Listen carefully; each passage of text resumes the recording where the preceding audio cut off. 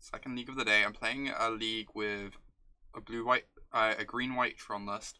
This is actually Owen Turtenwald's list. So, this is not necessarily what I would play, but I wanted to give his list a try. He's trying out Horizon Canopies for white sideboard cards, is the most notable thing. He also has 3 Ulamogs main.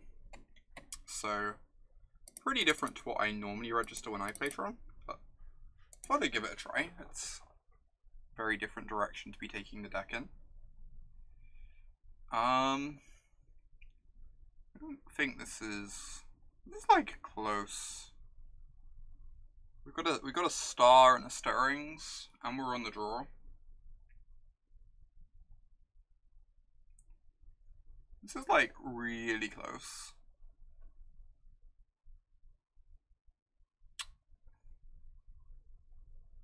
I think on a 7 in the dark, I'm inclined to mulligan this. You're keeping because Relic. That's true, that's true. Okay, I can see that. I haven't actually had the last time I played Tron properly was before Dredge broke out. So I didn't even have relics in my main deck at the time. So things are definitely a bit different now. I'm willing to give it a try. It's also like it can very easily get there, right? It's not unrealistic that this hand pans out pretty well, even ignoring the relic.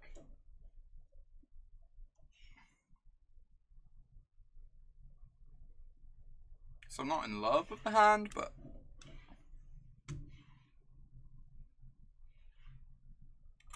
ooh, is this a shadow deck?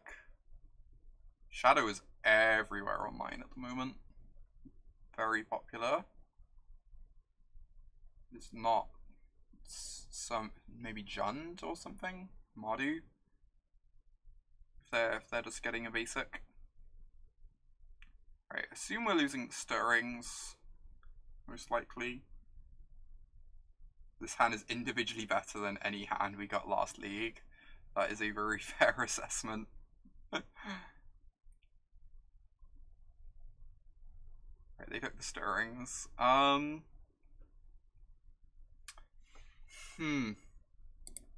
get Star or Relic down. I almost just want to get the Relic down. I feel like this game's going to want to go on a bit, and there's a decent chance they're on a deck that uses the graveyard in some way.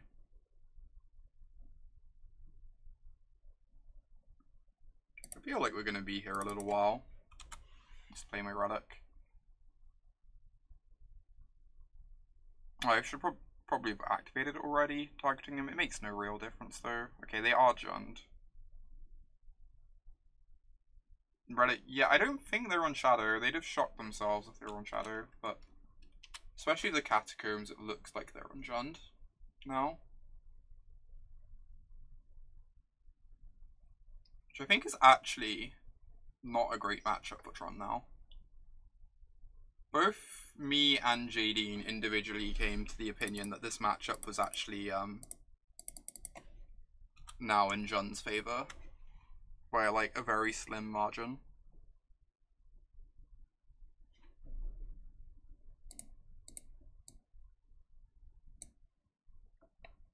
Because of the impact of Assassin's Trophy. Oh yeah, it could just be the rock, that's true.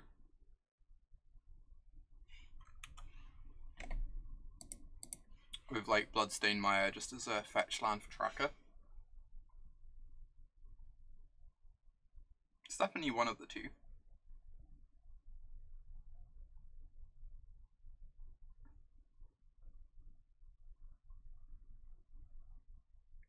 Tarmogoyf, yep. Ooh, that's a good one.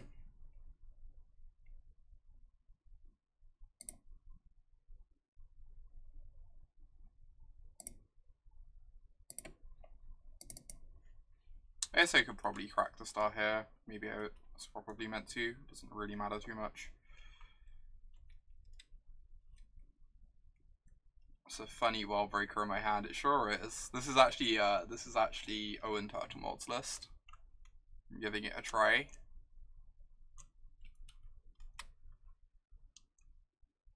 Alright, we need them to not have a trophy. If they do have a trophy, we're probably just going to be too slow this game.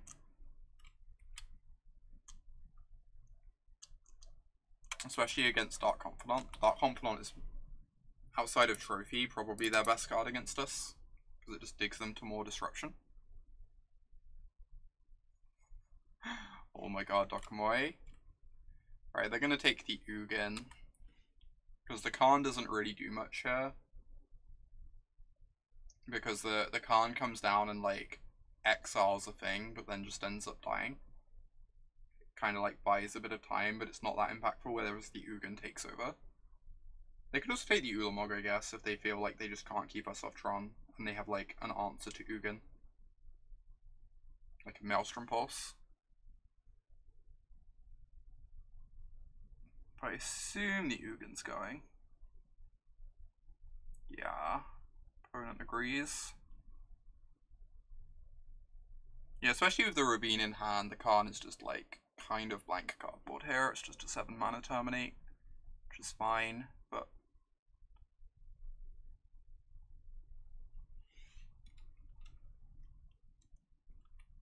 yep.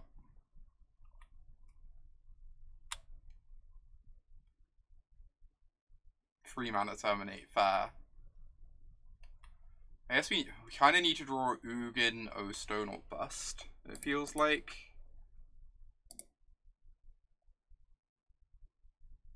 Yeah, you're right, Paul. You're right. They just have to take Ugin. Like I originally suspected. Right, we need Ugin, O-Stone, or Bust, I believe. I don't think anything else is going to do it.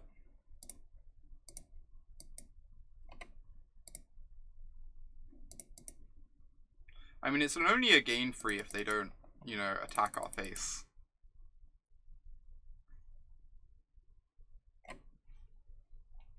So if I cast Karn, terminate a Tarmogoyf, they can attack us for 10, so we're dead to Bolt.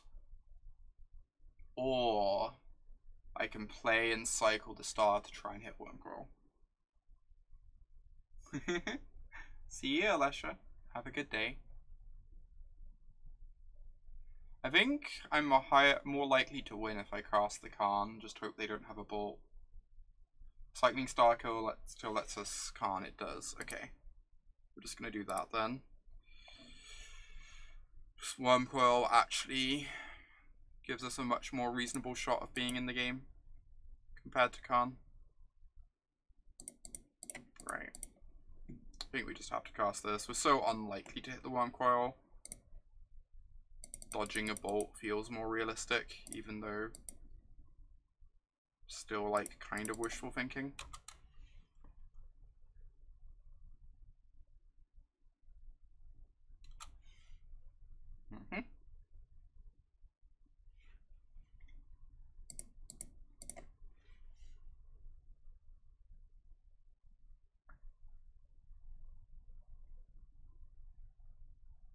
They have to have untapped land plus Bolt, that's true.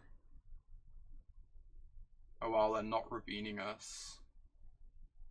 They are Rabining us, they're just activating it in the beginning of combat for some reason.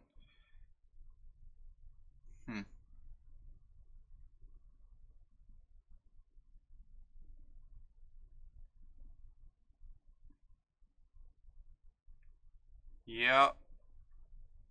They ignored the Karn.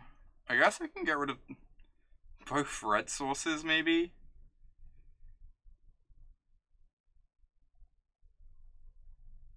Hope they don't have a red source somehow.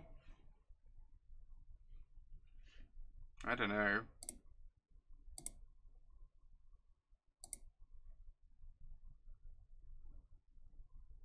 So 5, 6, 7, 8, 9, 10.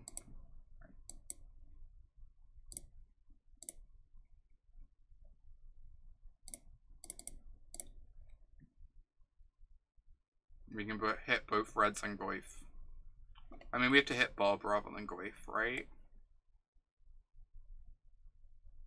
Because Bob digs them towards red source. We'll just hit their hand. We're definitely hitting both red sources. I don't feel like plussing Karn achieves much. I feel like we're just minusing Karn again.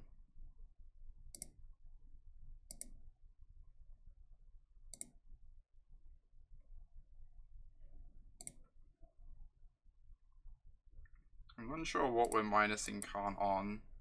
Bob digs them towards red source, but also potentially leaves them dead to Ulamog on its own.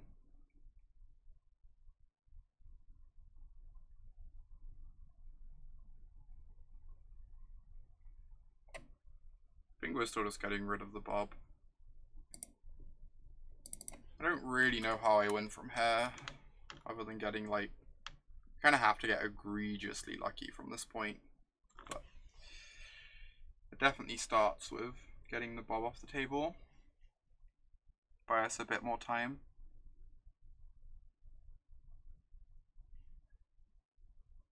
This is definitely a matchup that got a lot harder with the addition of Assassin's Trophies.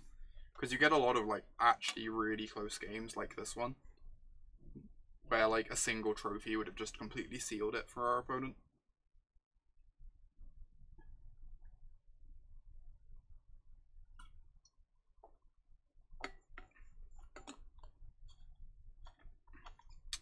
Yeah, that is true, Red Hand. That is true. God, we're also just dead to Lily. Maybe we get rid of the Goyf. Because now we're leaving ourselves dead to Lily Edict. Although, are we really beating Lily Edict anyway?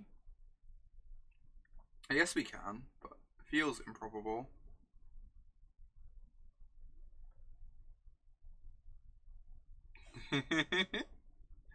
Twitch dropped your message. Sure, Squirmet, sure. I believe you. Are they just gonna Blood Braid? Yeah, this also loses to Blood Braid too. Yeah, we would. The more I think about it, getting rid of Goyf looks better. Yes, it hasn't actually played out that it's mattered, but damn. Yeah. Yeah.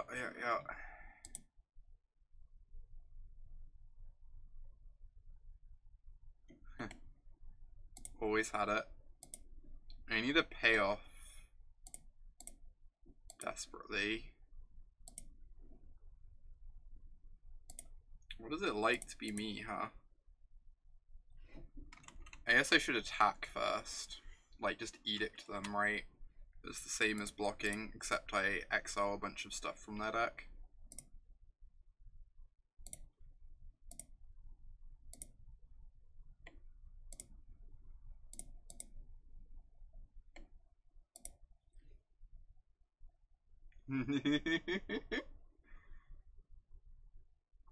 Oh my god.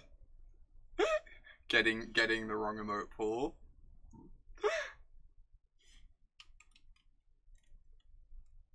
There are 3 lightning bolts here and 2 Bloodbraid elves. There's a lot of bolts and elves.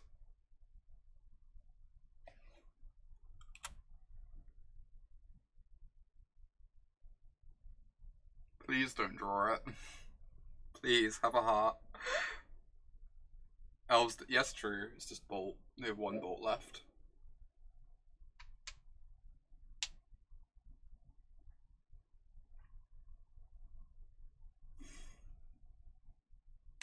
It's kind of egregious if we win this game. I feel like we should not be winning this game.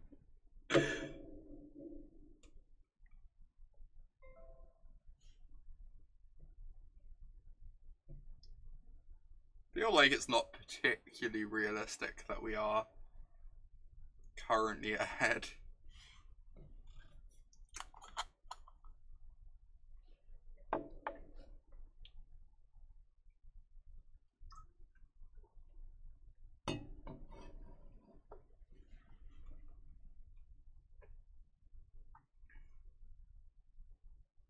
What you gonna do, opponent?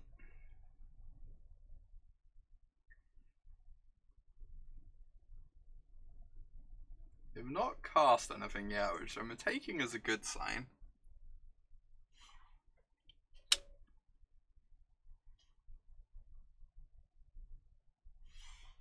Means we're probably not dead. Which means this Ulamog trigger is probably going to kill them.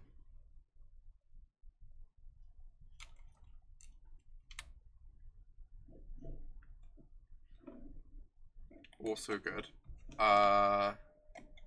10, 12. Yeah, I'll do it post combat, I guess. No real reason not to.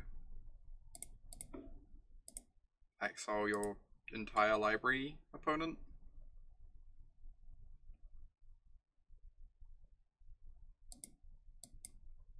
Cool. Tron doing Tron things. Yeah, they had exactly 20 cards, I know, right? Fetch lands, claim another victim. What do I want here? Opponent agrees that we shouldn't have won that. I can imagine. God, all these sideboard cards seem kind of garbage in this matchup. There's no Fragtusks to bring in. I'm kind of... It's really tempting to run back the main deck. Thought-Knot Seer is really bad against Liliana of the Veil. Timely seems... Oh, Timely does buy a lot of time, actually. Against Tarmogoyfs. I actually don't hate that. Yeah, I like the Timely. We can take out an Ulamog.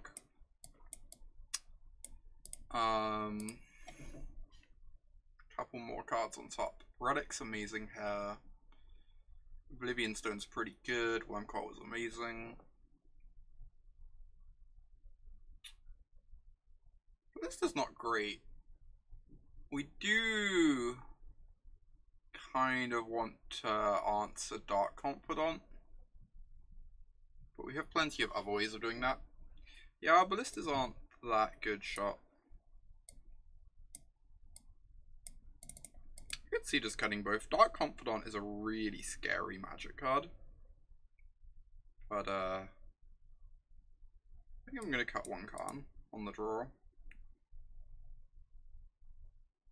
TKS blocks Elf. It does. I don't know. It feels really bad to me against Liliana of the Veil.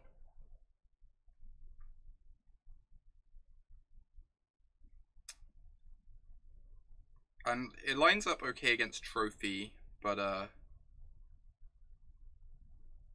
yeah, Ulamog's worse post-board because it's harder to cast. That is true. I know, I'm going to try this and see how this plays. I've not played with this list before, so I doubt this is perfect, but I'm going to keep this as 2 Tron pieces. Or against the Disruption deck.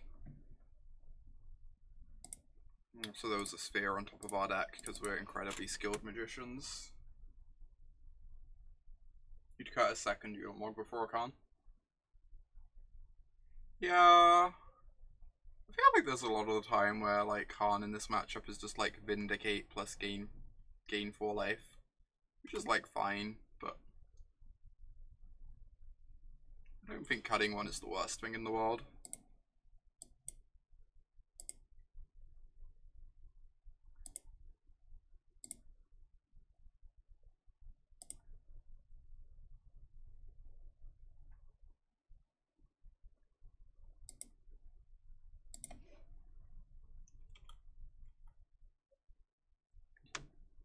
No, Daniela.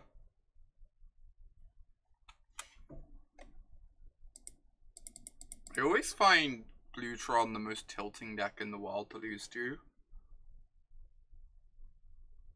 It feels like that deck should just like never win games.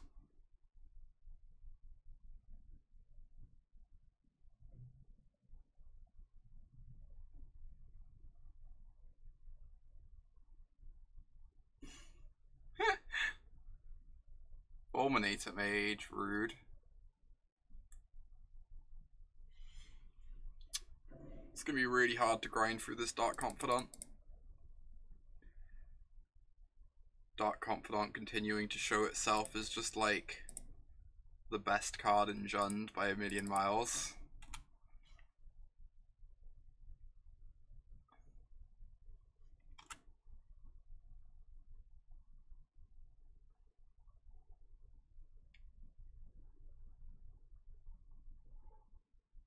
We did just naturally draw the missing Tron piece. So we are incredibly lucky on this stream.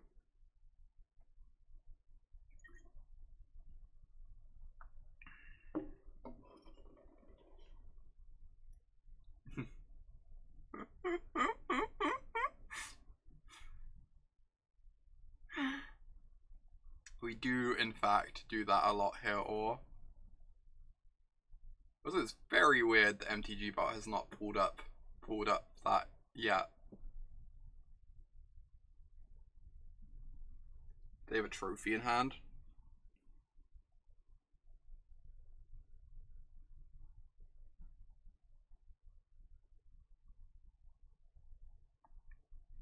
This timely reinforcements, admittedly feeling the tiniest bit awkward right now.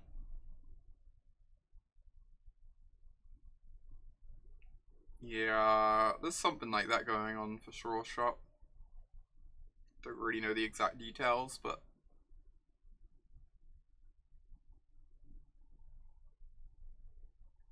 I assume they just take an Oblivion Stone.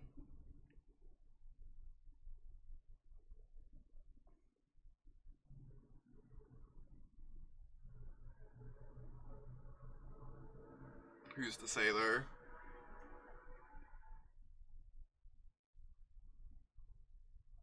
They're definitely tanking on it.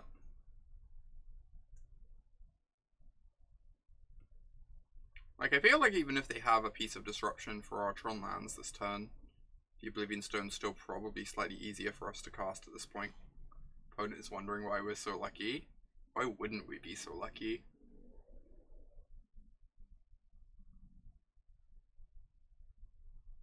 Lucky is like just what we do here. Trophy. Oh, wow. Alright. Opponent living dangerously.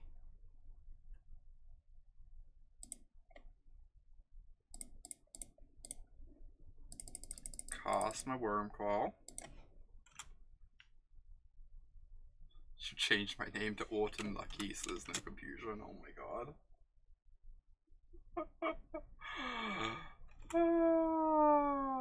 Assassin's Trophy. Rude.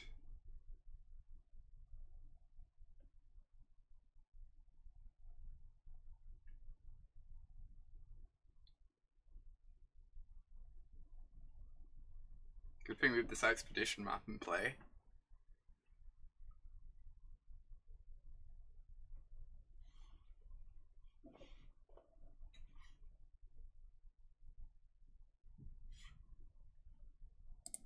I already know exactly what my plan here is against Double Dark Confidant. I feel like so far behind in cards at the moment. So I don't know if I meant to like sweep them up. Hope they hurt my opponent a bit.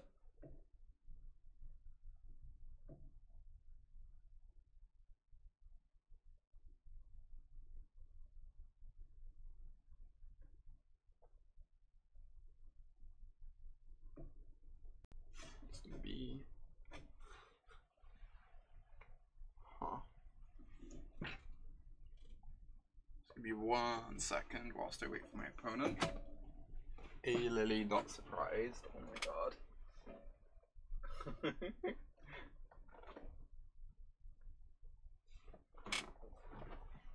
Some point, maybe even over the weekend, but probably early next week.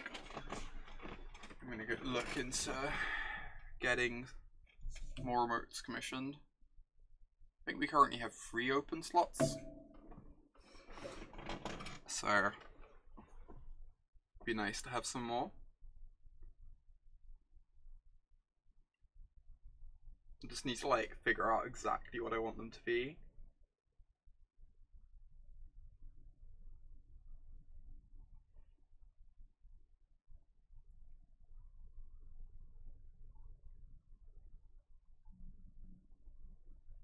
Come on, opponent, cast a spell. Okay, cool. Just 3 more of those. I'd be kind of okay with that.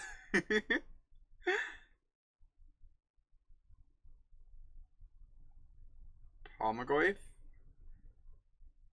Or, yeah, there's the Tarmogoyf. A right-facing one.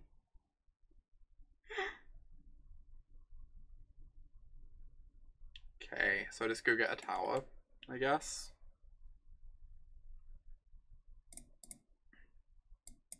Oh, do I want to attack first? We're gonna win by bobbing. Does that mean we're not meant to attack with our Wurmcoil? I feel like it's incredibly unlikely that we actually win by bob flips. Is the thing.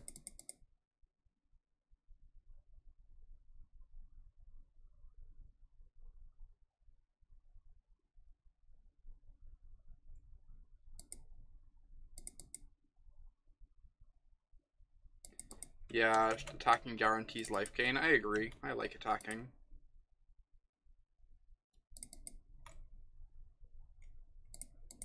Tower Star, Timely.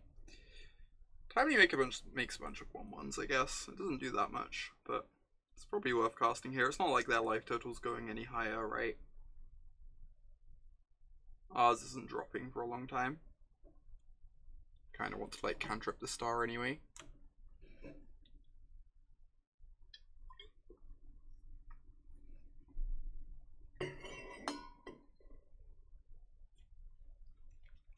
Oh wow, I just get to kill both. This is great. Deal.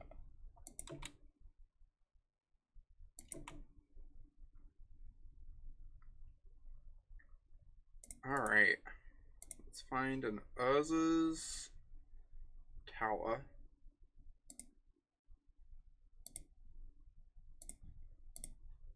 Chromatic Star. Oh, I don't actually have more creatures than them less creatures than them anymore.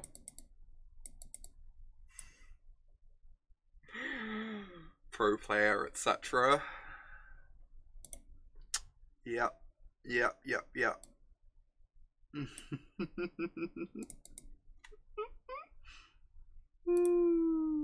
Rewarded. Just like obviously rewarded. Why wouldn't I be? It's so weird, I kind of just want another Wurmcoil Engine. It's like dramatically more castable if they have another Fulminator or Trophy. I feel like it's just as much of a pain for them as the Karn, kinda. What do I think of Mono Green Tron in the current meta? I will say that one thing that has always stood out to me about Tron is that there has never been a time in Modern's history when it's actually been that badly positioned. Even when it's on like a downswing, the deck still like a couple months later wins a tournament, right? That's the one thing that's like been really impressive about it. You think the deck is like on the downswing, maybe getting hit by it from a couple different angles, and then it just ends up winning a tournament anyway, like a month later.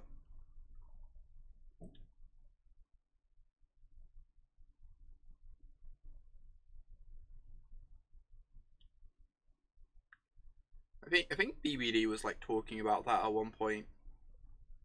That he reckoned that like over the time period since Eldrazi was banned, Tron is like actually just the most well-performing deck. Because even though there's never been a time when it's been the best deck, it's always like put up good results. And like it's never like, you know, it's only a couple months away from putting up another good result. Whereas like a lot of the other decks have much more dramatic like coming in and out of fashions for like several months. Yeah, Burn has never been unplayable, and it always has like its time in the sun. Here and there.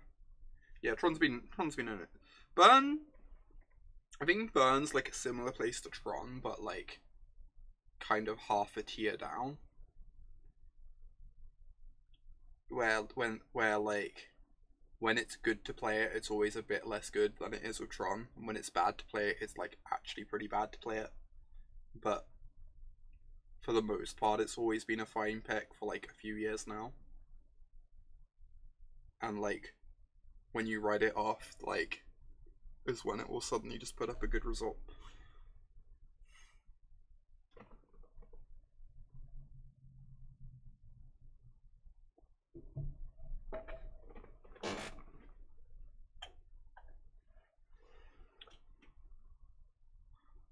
Alright. Well, opponent only has 8 minutes left. So at the rate these games have been going, it might not be enough to finish the match. So that's also looking good for us. I'm relieved we're playing against Jund and not black-green. Because we have 2 Horizon Canopies in our deck instead of our 4th and 5th Forest. Which makes Field of Ruin plus Trophy combined pretty scary.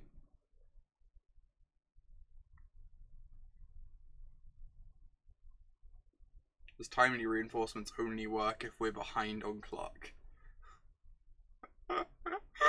If you're behind on clock, gain 6 minutes. That would be a strong card, jeez.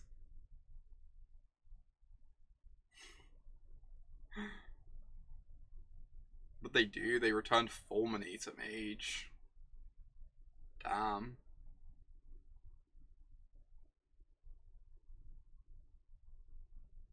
Yeet.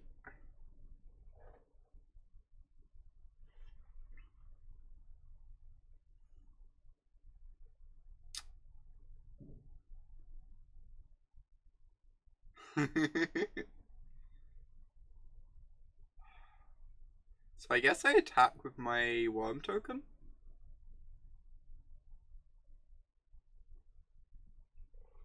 No attacks. I just don't think that's a realistic course of action, Squirmit. They have a Scavenging Ooze in hand, like, they can gain life. I don't think not attacking is in any way realistic. They can literally gain life. The average CMC of a card in their deck is like 1.4 or something.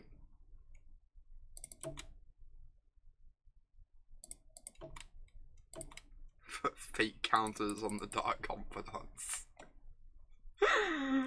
I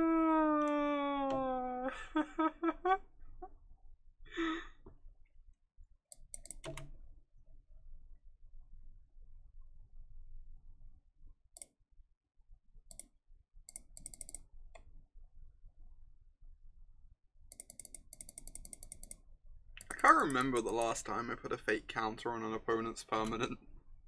It is not a common occurrence. It must be said.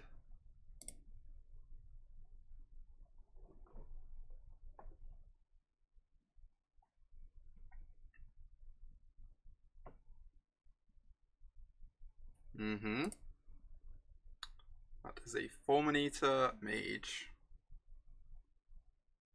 Which one of these are we giving a fate counter? The answer is not Dark Confidant, people.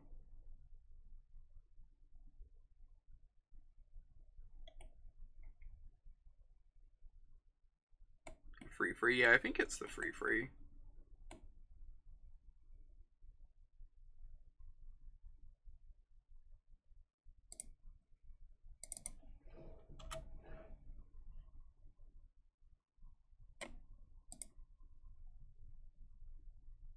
Drawing a forest is a real tilt. Makes trophy much scarier.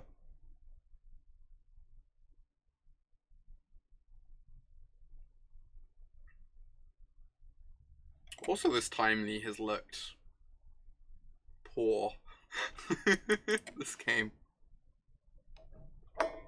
For many reasons. Imagine if this timely had been like a ballista or something. Just like...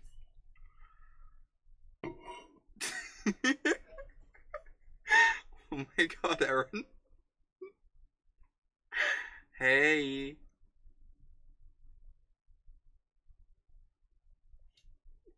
Alright, what are we doing here? This is Tron. Living our best life. How does Timely get cast? With difficulty or with difficulty? Is the answer. You think you know someone, then they go and play Tron. I've been playing Tron for a while, in my defense. I don't know if that's actually a defense. It's probably not actually a defense, huh? Maybe I meant to sweep the board and get in my guaranteed free. This might be a mistake. I figure if they double block, that's like probably good for me. If they single block, I'm also probably fine with it.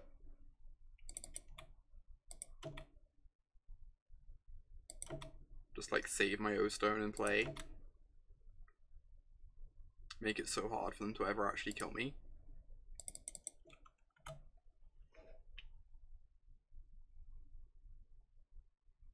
Yeah, I agree, Shop. I agree. I kind of like it. Bottom.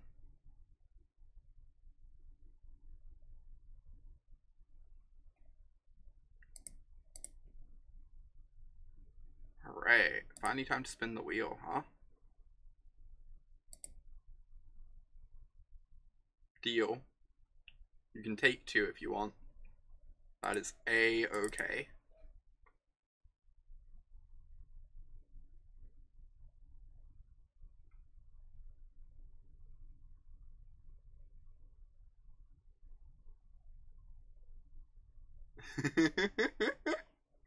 Oh my god, red hand.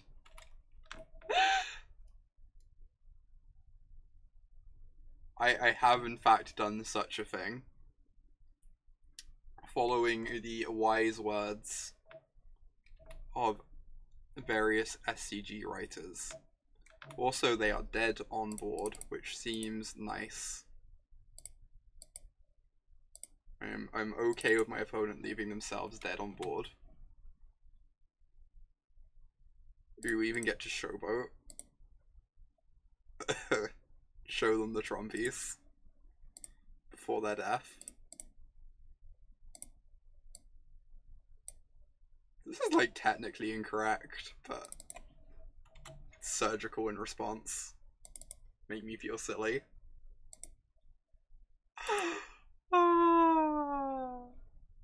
That was great. Boycotting, unfollowing, muting, etc. But then how will you watch me when I play Dredge? I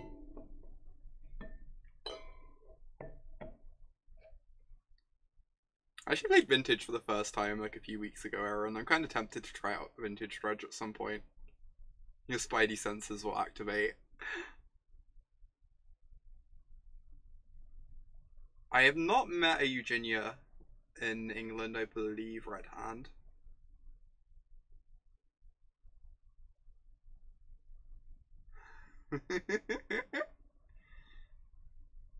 I actually qualified for the PT playing Dredge once, Paul. I've played Dredge a ton.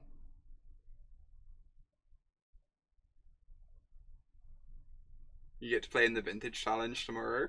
Sweet. It's pretty exciting. I don't think I get to. I have a flat warming I'm going to tomorrow evening. So I'm skipping the Vintage Challenge tomorrow. If I wasn't going to the flat warming, I might even like stream the Vintage Challenge, but this is a mulligan. This is a keep, just like obvious Tron decisions apparently. Being given all the easy ones. I actually kind of want this. It's green mana for stirrings, right?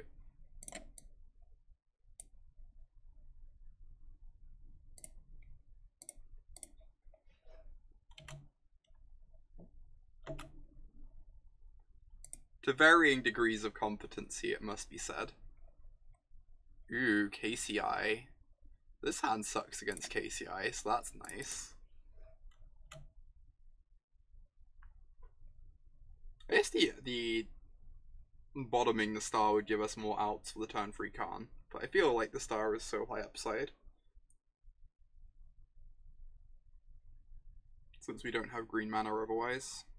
Like digs for a Wurmcoil against like decks that aren't KCI.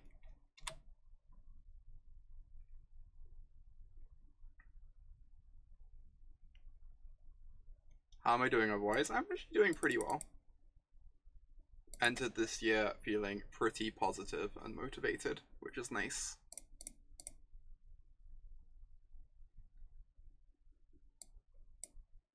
Generally, like, most personal aspects of my life are very slowly on the up.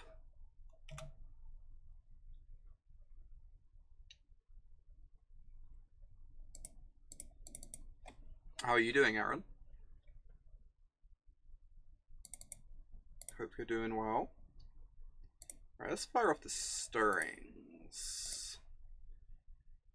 So we need to find ourselves a Karn against their deck fairly soon. Right, this is a little bit of a tilt. If I bottomed the Chromatic Star, we'd have had the turn 3 Karn.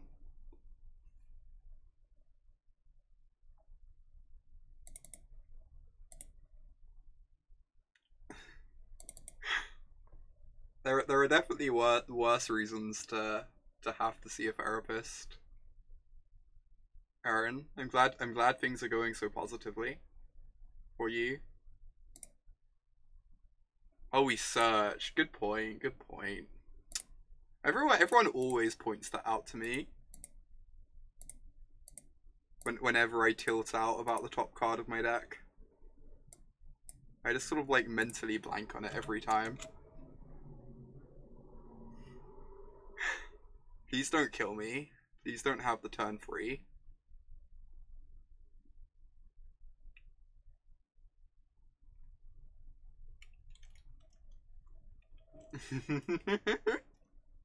You do need to learn how to do this, Red Hand. You really do.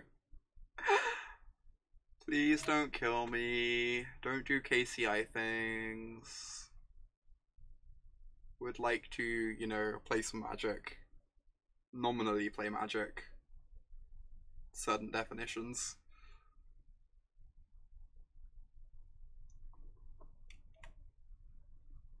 Ugin not being able to wipe the board is a bit of a yikes. Alright. I guess it's not deterministic yet. I should probably kill the damn scrap trawler.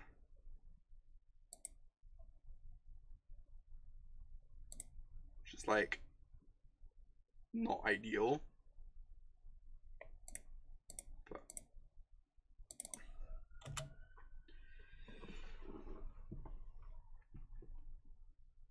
it does mean we get to F6. Let me tell you, F6ing the best. We are not dead yet. I hope we're not dead yet. Certainly don't seem to be dead yet. Please don't cast Spine. Oh my god. Thank you. I guess that's also a good one, but you know.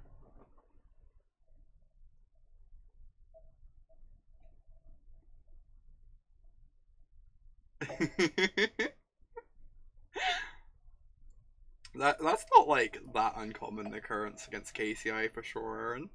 It seems to happen a lot less now that they have Spine of Ishtar in that act, though.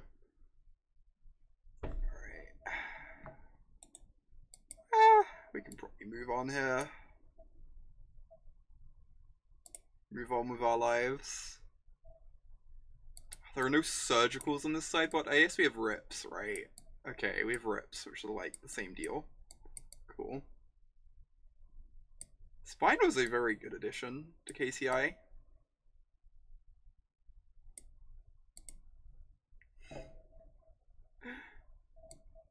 Nature's Claim 2.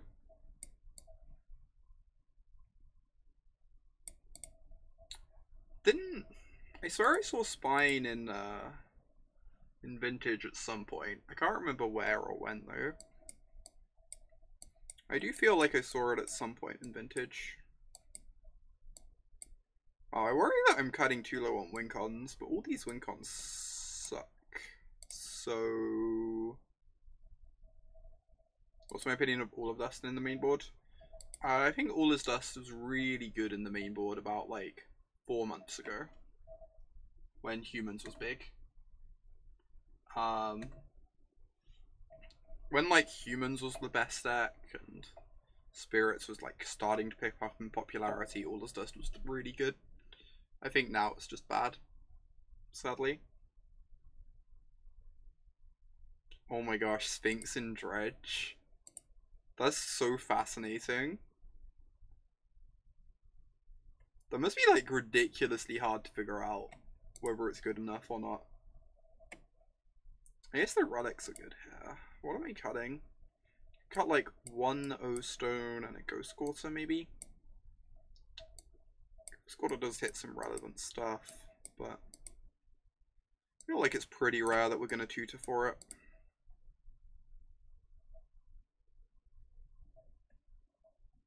Oblivion Stone's good if you have specifically Rest in Peace in play, but it can also be a bit narrow sometimes, so I think I'm fine boarding one out. The Scry with the powder with the mulligans, yeah. That is way beyond me.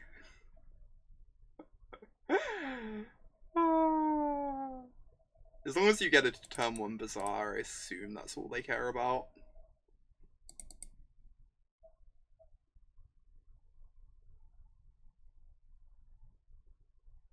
Don't know how I feel about this hand. It's got like a relic. Relic isn't really that impactful. We're just so far away from Tron with this hand, it feels like. I assume this is a mulligan. Like, no search effects for the second piece. Kind of spinning our wheels to look for it, but... yeah, I agree, this hand doesn't do anything. Alright, this needs the third piece. But I think on 6 this is fine. Hey... looky there. Now we just need a payoff. I should probably be leading on Star because they can Nature's Claim my sphere. Doesn't really matter too much, but... oh wait, is Saffron doing the VSL this year? That's absurd, Aaron. That's so exciting. That's so exciting. I'm like one of those one of the few competitive players that genuinely enjoys Saffron's content.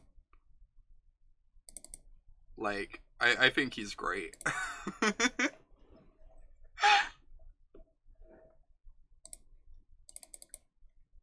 I am like totally in to watch him play on BSL.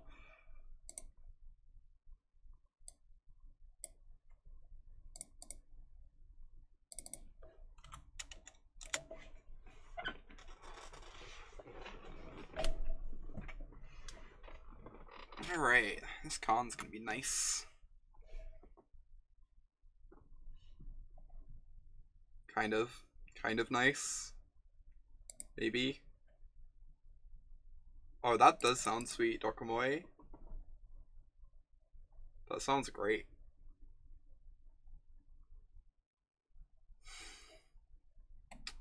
So it's like a Stone Rain, except they have 5 mana in play. The extent to which it matters is yet to be determined.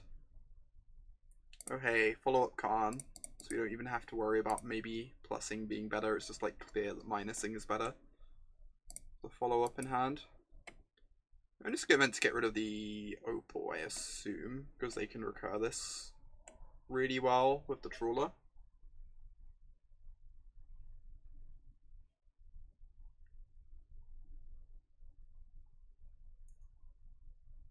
I'll just get rid of the Opal. It's bad if they have a follow-up Opal, but it's such a good thing for them to recur with the Trawler. Yeah, Saffron is like... is like bigger than WotC. Is it Saffron that's bigger than WotC in terms of popularity? I know the Professor is. I don't know if Saffron is. I know the Professor is. Travis Wu without the baggage, yep.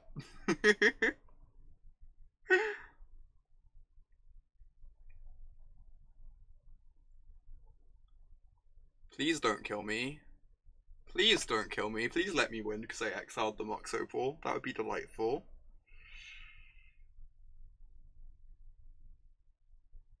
I really, really hope I'm not dead. I'm gonna be so tilted if they turn free me 2 games in a row through interaction.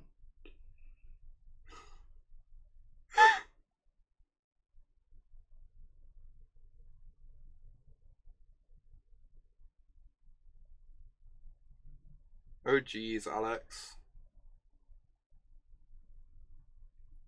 That's really gross.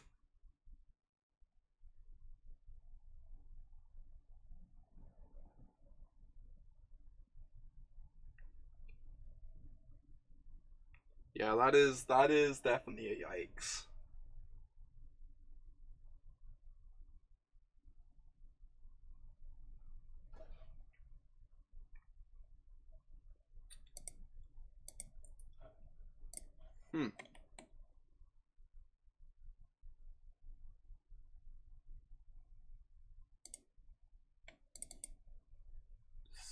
So this seems good for us.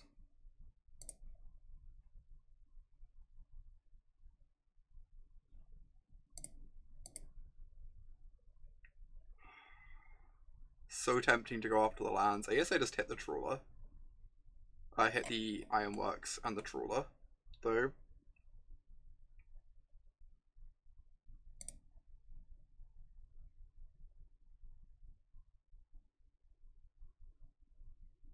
Yeah, I assume it's going to be pretty hard for them to recover from this, but KCI does do KCI things.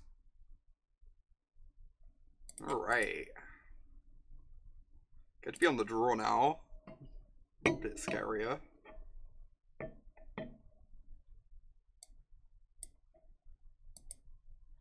Yeah, they might have just drawn like 5 lands or something. That makes sense. This hand seems pretty unkeepable. Couple pieces of interaction, but neither are that impressive, and we just don't do anything. I think I want to keep this.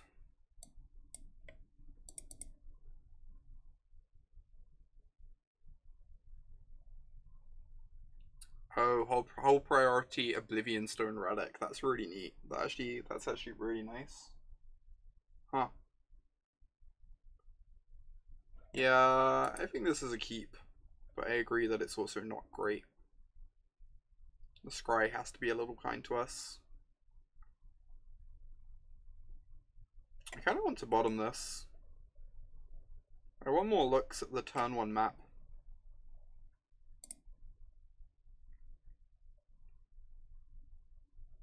I feel like Relic's like never actually that impressive against KCI. It's good, but they can fight through it fairly well.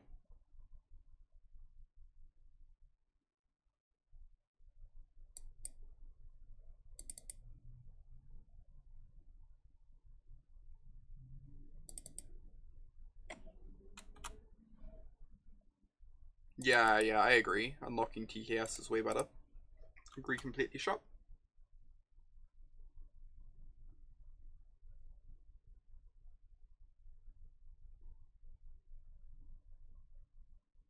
Alright, I would like to draw an Urza's Mine. I guess technically I'd take a Trinket too, because it gives me green mana. So I can hold up claim for a KCI. You know, the usual. How did you draw Autumn? You know, just like the perfects, like usual.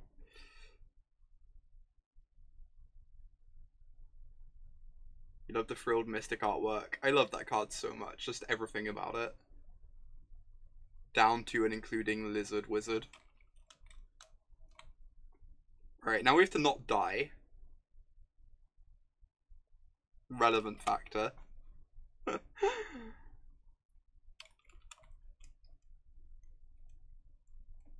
Please don't kill me. Please don't kill me. Just draw some lands. You shouldn't watch this stream on a full stomach. Oh. Yeah.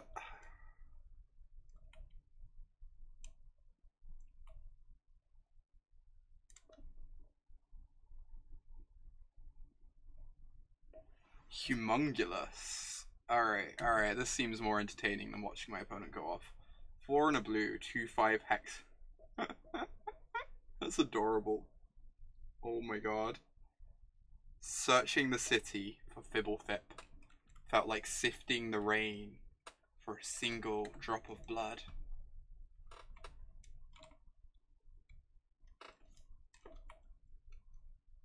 Alright, Chromatic Star. Oh, so unlucky.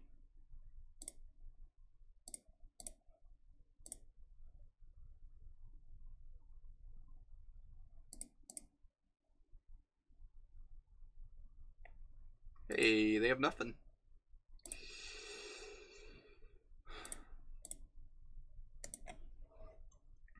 I guess I shouldn't show them the Oblivion Stone.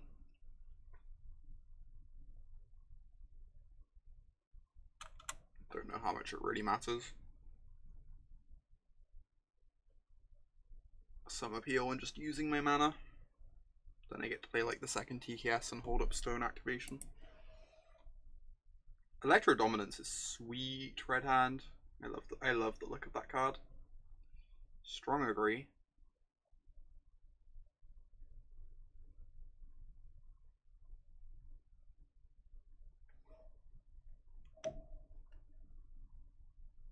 No.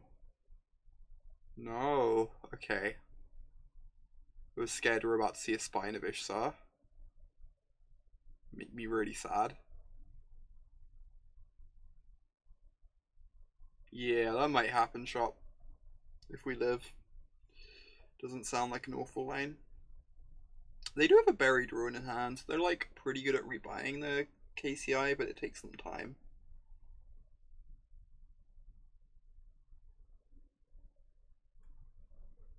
It's always so tilting. This deck is like super resilient to disruption.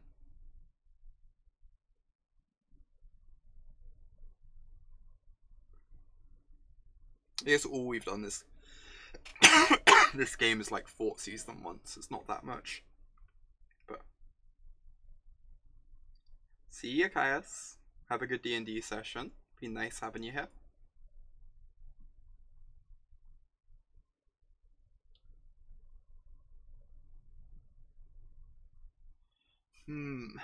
Opponent figuring out if they can kill us, I suppose. They can Buried Ruin back like a Wellspring, which is pretty scary. But don't know what else is going on in their hand. I assume they've drawn another land by this point. Every land they draw is like obviously great for us.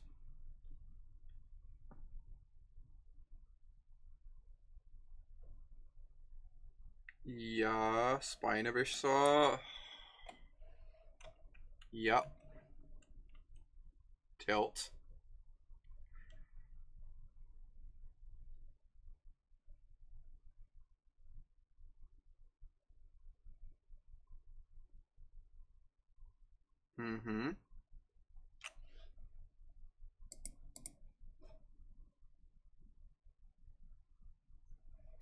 Get back like Eco Wellspring or something. Get back Spine to their hand. Oh, they get to recut. No, they don't quite get to recast it.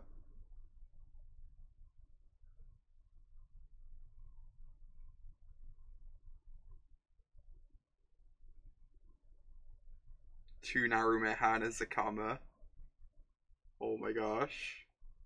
I am playing in that era and it's going to be great. I played in the previous one and it was so much fun. Getting to try out all the new cards before everyone. I think we're now dead. Pretty sure we're now dead. I'm most excited. I really want to try out the new enchantment that makes Nexus of Fate busted. It's going to be delightful. Oh my god. It's like the very first thing I have to play. They can get to 7 mana, okay. Believe they are now 7 mana. KCI. Crazy Eye is such a tilt. Grumble, grumble, grumble. Okay, okay. Onwards. Matchup's like not great for us anyway, in my experience.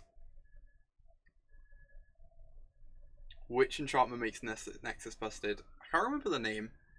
It's 3 and a green. At the end of your turn, it taps all your lands. So, you go like turn 2 Explore, turn 3 Gift of Paradise, turn 4 Wilderness Reclamation, untap lands and end step cast Nexus. Go to your next turn, play Teferi plus play a land, cast Nexus in your end step. Take over the game. I'm a little skeptical shop, but I think it's very exciting. I think it like deserves trying out, right? Hand is obviously not ideal, but also very obviously a keep. We have a Mine or a Sylvan Scrying in the top. You think you'd mull this hand? Seriously, shop? So like, Mine or Sylvan Scrying in top 3 is Tron. We also have like a Relic for interaction.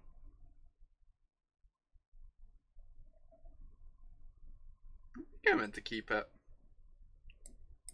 So it's definitely part of why I started playing a bunch of Walking Ballistas over Karns though. Makes hands like this much easier to keep. For sure.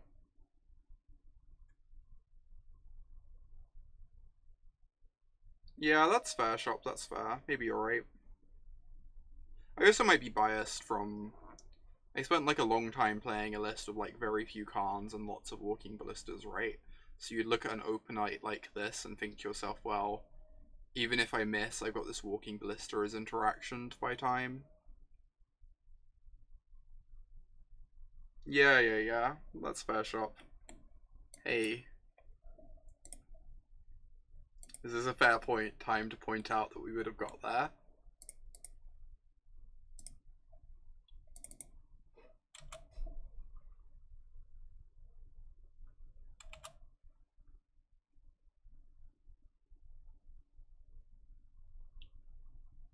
Okay, so like 4-color shadow, yep. Feel super dead.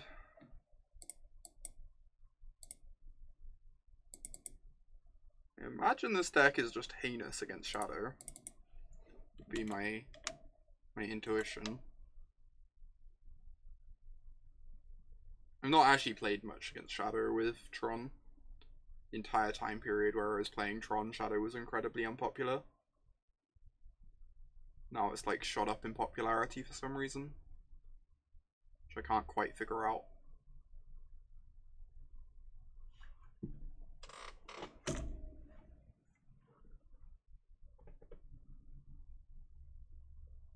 Yeah, all pre-order prices are higher than the cards will typically end up because they're trying to like ride the hype, right?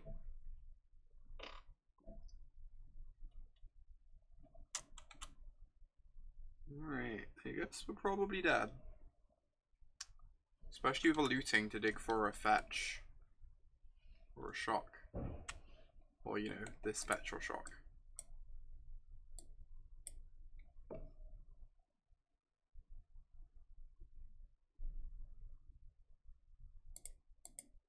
Yeah, buying in on arc lights early on makes such a difference. The extent to which that one shot up is like absurd. I don't know that we can bring in Rest in Peace here. Like, they're kind of a graveyard deck, but also not really. I guess it turns off Goif too. I feel like we just want Timelies and nothing else. Yeah, I agree. Rip doesn't seem great here. I think even if they were Grixis, I'd be like tempted not to bring in Rip. But I think I'm just bringing in Timelies, taking out an Ulamog. I guess the ballistas are good if they're killing themselves.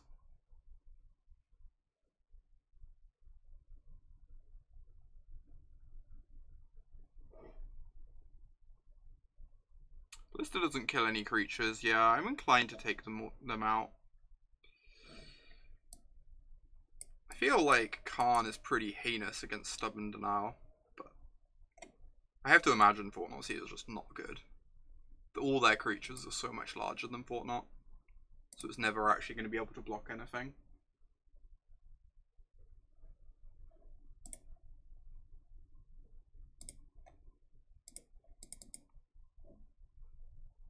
Seems awkward and clunky. I agree. Would love a Fraggy.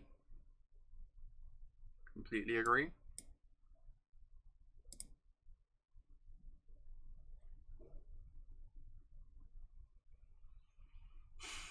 It's hard to mull too low against the Thoughtseize deck, and I think this like hand has a line to get towards Tron. You can find a Tron piece and like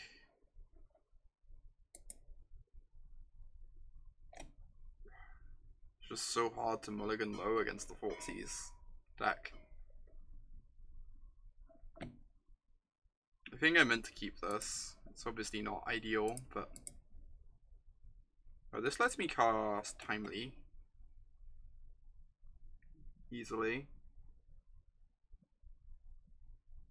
It gets a bottom there. Yeah, I agree. This hand is like not particularly good, but I don't think we can throw it back either, especially considering the deck we're facing.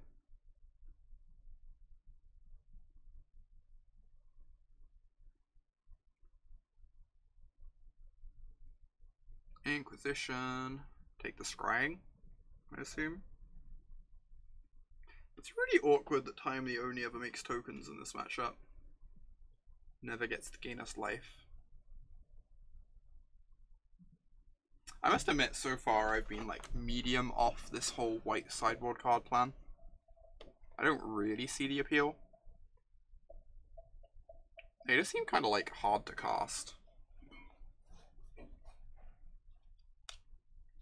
And like, I feel like Timely is at its best against a smaller range of like opposing decks than something like Fragtusk. I feel like Fragtusk can come in against a lot more people.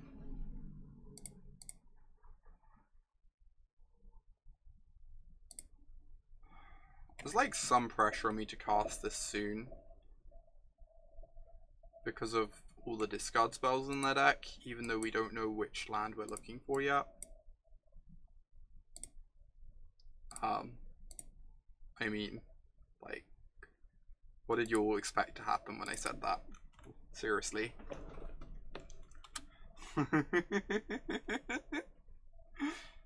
Let's be real now, what did you expect to happen when I said that? Alright, cast my Wurmcoil Engine. What? Yeah. The old 4-color Disdainful Stroke deck.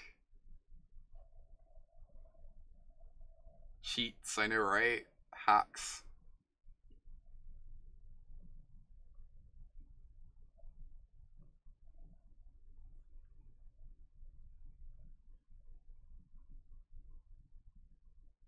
I must admit, when I tried out the 4-color Shadow deck, it felt like wildly unplayable to me.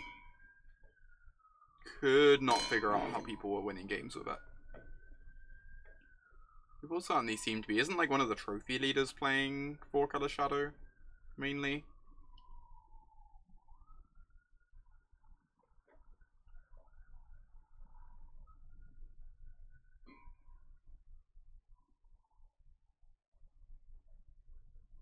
Easy life. Easy life. I guess there's no need to crack this yet. Right, I can just pass the turn. Force them to pay life if they want to make me crack it. And then I can crack the O stone on the end step to make sure the board's clear.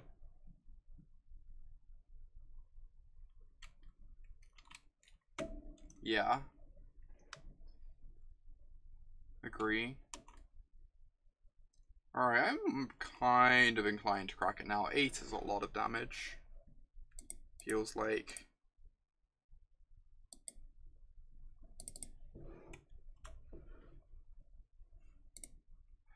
Tron things. Herp-a-derp-a-derp-a-derp-a-derp. Cast my Karn. Go get my Ulamog. Herp-a-derp-a-derp. Ah.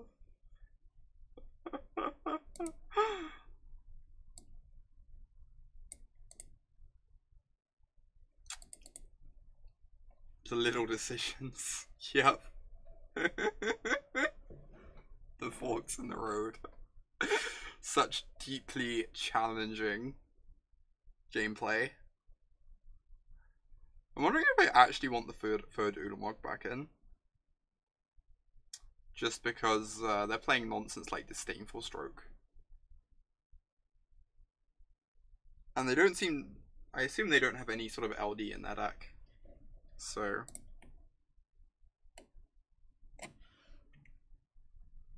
yeah, I could imagine that being the case. For sure, Alex.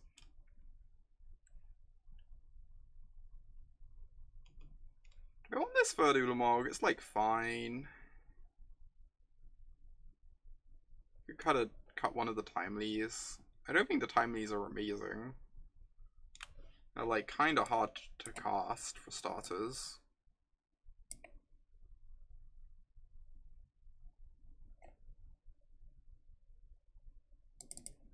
I don't know. I'll just run it like this. Oh, I could cut the Ghost Quarter actually. The Ghost Quarter does nothing in this matchup. I should cut the Ghost Quarter for the third Ulamog.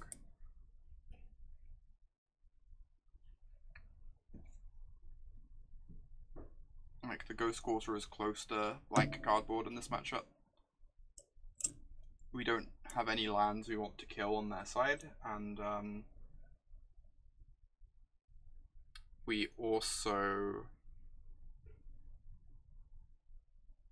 aren't interested in like naturally hitting all our land drops to play through stuff like Trophy, because they probably don't have that card, which makes Ghost Quarter pretty unexciting.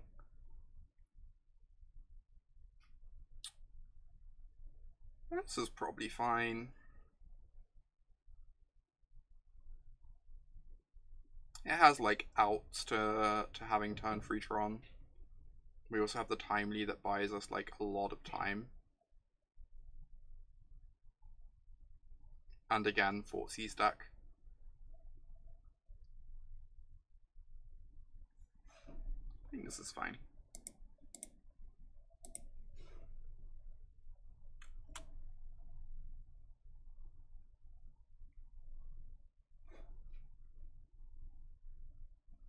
Wow, it's no turn 1.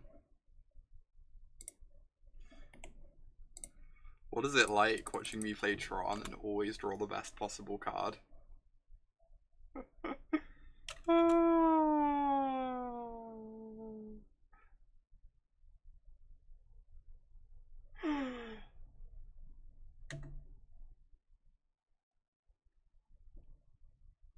It's a little upsetting.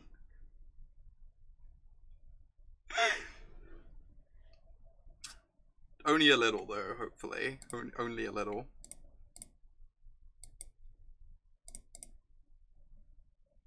God damn, that's such a tilt.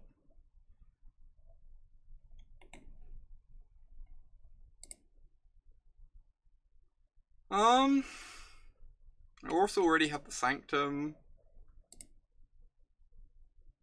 Am I just grabbing a Horizon Canopy, or Scry for the second tower? Yes, we have 10 mana for Ulamog. Probably reasonable. Yeah, I think I just want Canopy because of Timely. It also cycles later. I think it's better than the second tower. It's like pretty close.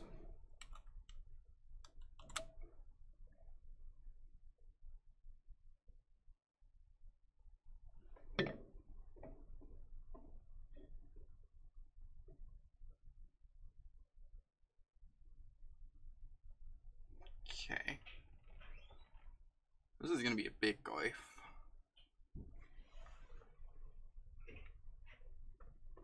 Any new card type. We're going to 15. I assume they have Stubborn now, but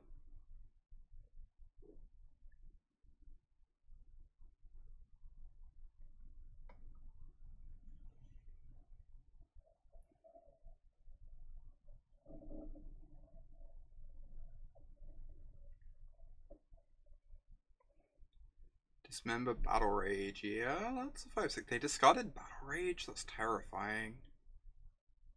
Jeez. You just like 100% have Stubborn Denial in hand. Are we just like dead next turn? They just go Stubborn Denial, untap, Fetch, Shock, Snap, Battle Rage or something. Anyway, just cast my spell. Yep. This version doesn't usually play Snap. Yeah, I guess they could also just have the second Battle Rage, right? That's fair. Okay. We're currently dead. Now dead. Sharp. What were you saying about Snapcasters?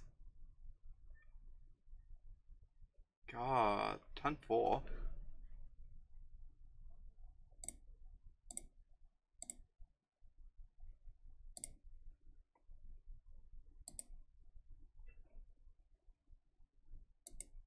So, like, Grix's Death Shadow I get. The 4-color Shadow lists, I don't know. I guess we don't know that they were playing Traverse. Because the one I tried that had Traverse in it, I found so frustrating. It felt like the deck had so many different moving pieces. And, like, different plans. And every game, you'd have one part that just wouldn't work. And you just had to lean on the other parts being strong enough on their own.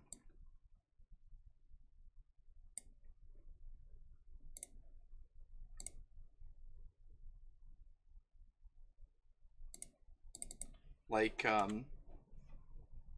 you'd either have like Traverse not be online, or you wouldn't be able to deal yourself enough damage for your Shadow, or you'd like have all the threats but not enough disruption, so you're just hoping to Goldfish your opponent. It's pretty frustrating. What are they playing? Black Cleave Cliffs with oh, Hollow One. Derp.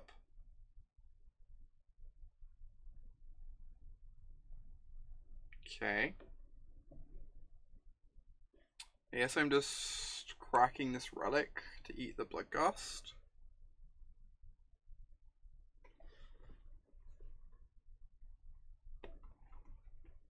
Our hand is pretty awful at dealing with a Hollow One.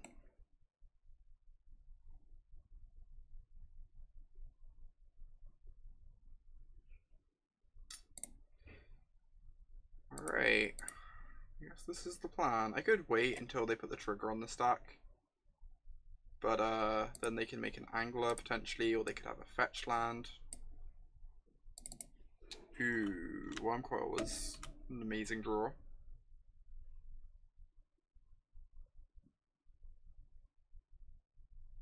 Now we just need a tower.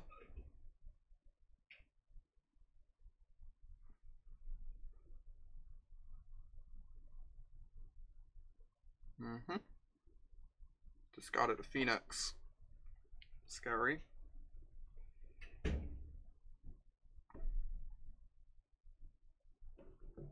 Alright, this is good. Cycle the Sphere, see if we can dig for a tower. I mean, you know.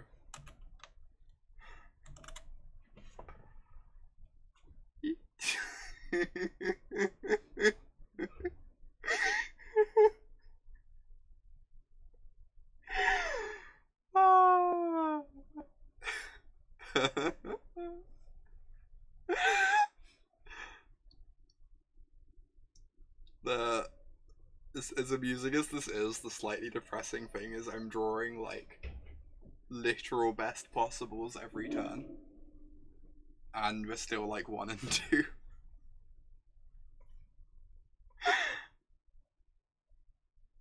2. Yeah, we did not have to dig far. This is very true. We really didn't have to dig far. I guess we just also have an Ugin.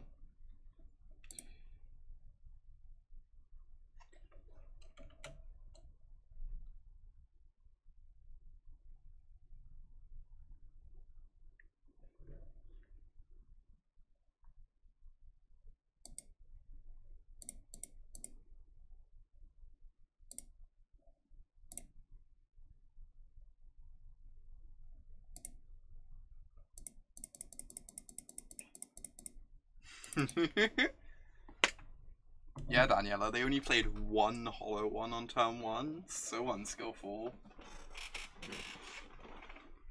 I think I'm happy just I think it's -7 Ugin. I just like can't realistically lose this game. Wipe out the Angler and the Phoenix. Right? Yeah, we could also just bolt their face, I guess. I guess that works too.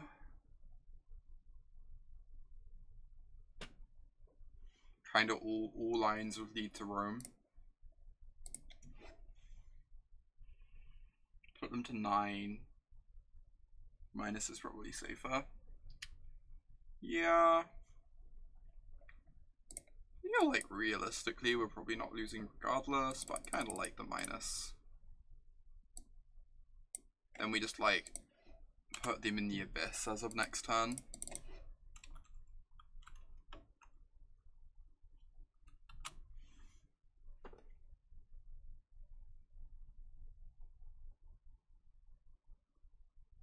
Alright, let's draw a Karn. And then we can map for Sanctum. That's the plan. No. You don't get to be incredibly lucky. Yes, this one's fine. Guess it's acceptable. Alright, hollow 1. This all seems great.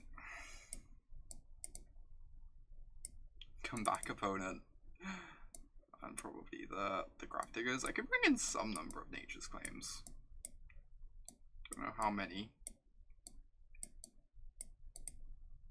Karn is quite bad. Because it's so often just a 7 mana terminate, which is like okay, a real hollow one, but it's kind of worse than our other payoffs, I think. Ballista's also quite unexciting. Especially if we have timely and reinforcements in to buy us some time. Ghost Quarter is blank cardboard. Then things get harder. Do we really want free Rest in Peace when we're on the draw? It's not even clear that we want, like, any Ugin and Stone's out. Seriously? Stone answers Hollow One, Angler. My experience in the matchup has been that Stone is just, like, very, very good. Whereas Ugin exiles Bloodghasts and Phoenixes. I think Ugin's a bit worse than Stone, but because it struggles against Hollow One and Angler, but I do like them. I'm just wondering if Rest in Peace is just like not good against them. It's so awkward taking a whole turn off to cast it whilst you're getting killed, and then like turning off your Wurmcoil trigger. I think these Rest in Pieces are just garbage here. I'm just going to bring in a Nature's Claim instead. Yeah, I agree, Sharp. Especially on the draw. Especially on the draw. I'm just going to bring in one claim to Mise against Hollow One.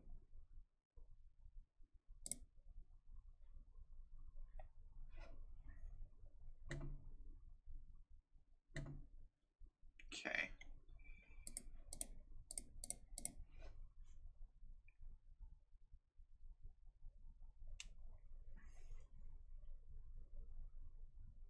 Yeah, exactly, shot.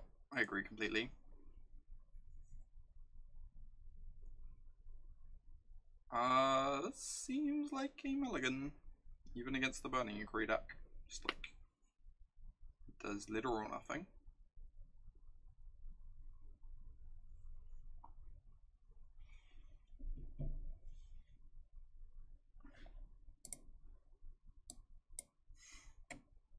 Sure.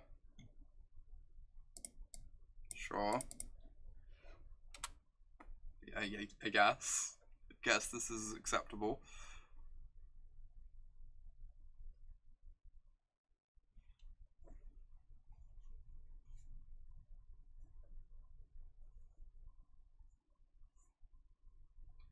Yep. Welcome to Hollow 1. Yeah. Oh my god, I hate this deck so much. It's like absurd how much I hate playing against this deck. It's like a decent matchup too, so I shouldn't even mind, but it's so tilting when stuff like that happens.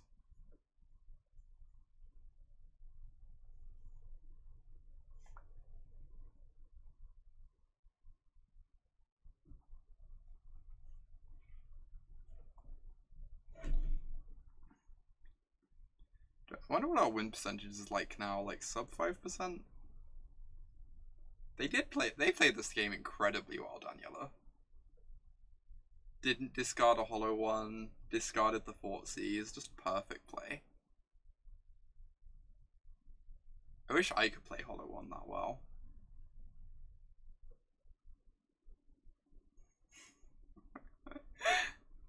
Seems challenging.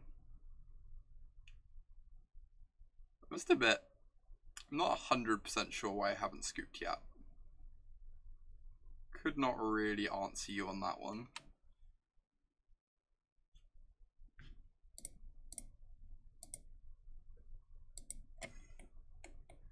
I mean, 4, 5, 6, 7.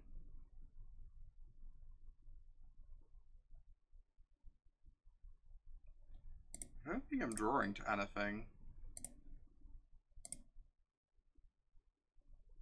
I guess I was meant to stirrings first. It probably doesn't matter.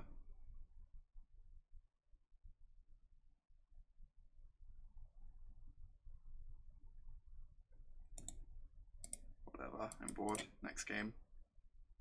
Moving swiftly on.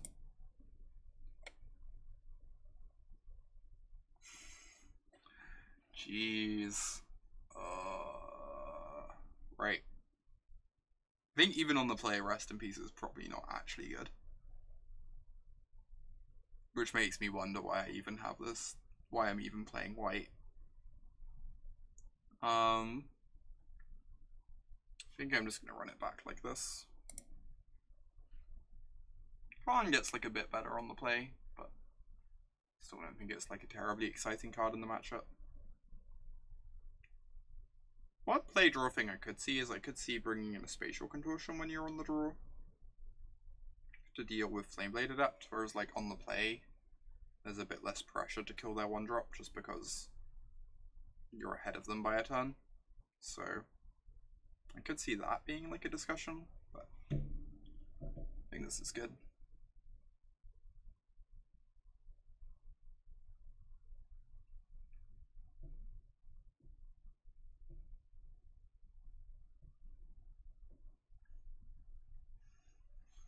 Okay.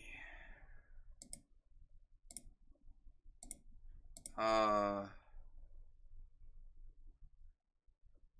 kind of want to keep this because it has a Cajun one as interaction and just needs to draw to the 3rd Tron piece. It's obviously not ideal. So like it has a Cajun one, which is meaningful interaction. It only needs to draw to the 3rd Tron piece. We're against a Burning Inquiry deck, which just makes mulligans generically bad. I don't like this hand, and there are like many matchups in which I would mull something like this. But I think considering the matchup, I'm inclined to keep it. Yeah, pray for a tower.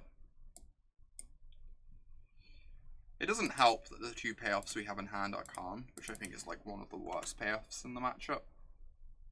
But I think this is definitely. I think this is leaning towards keep rather than the alternative.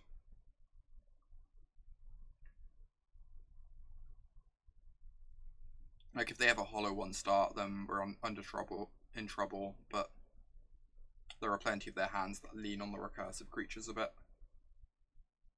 Yeah, I think it's a fine keep, Alex. Agree.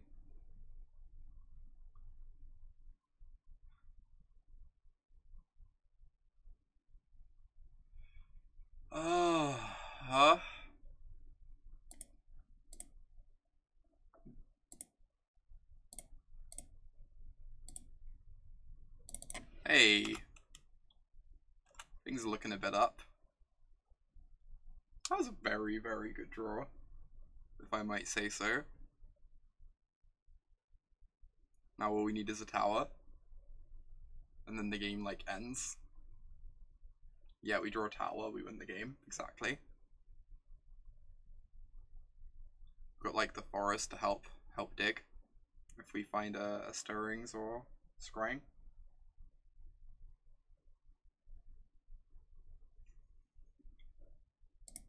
They discarded their Thoughtseize too, which is nice for us.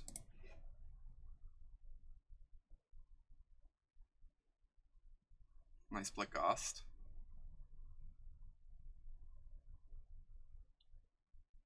Seems ideal.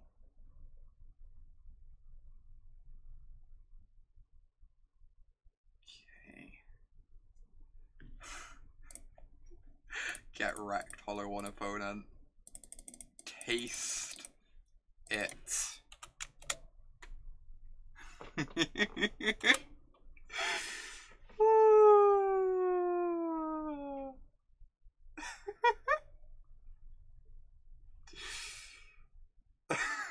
What is this nonsense? Sharp, you're not allowed to complain. My opponent just Hollow One us 2 games in a row, like, all's fair.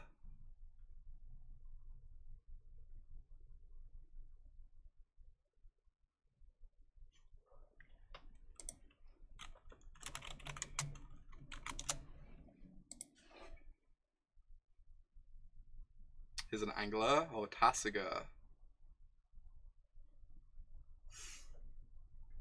Fine.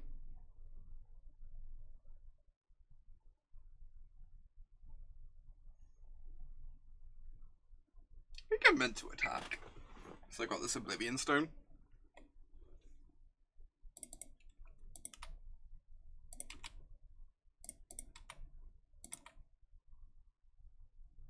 If they want to double block, then like I don't see how they ever win the game.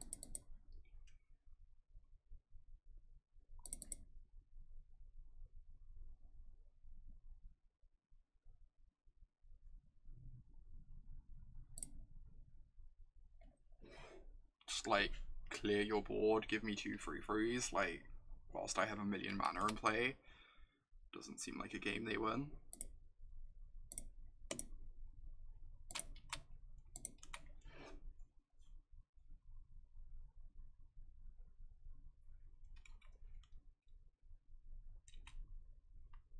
Do the lists still play Grudge Shop? I thought lots of the lists had cut green. But I've admittedly not kept entirely up to date on it. Classic post-combat Phoenix, huh?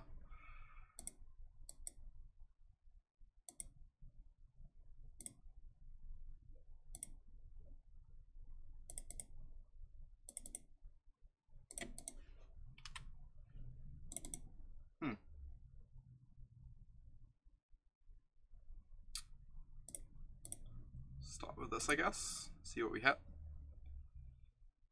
I guess I should make white mana. Probably.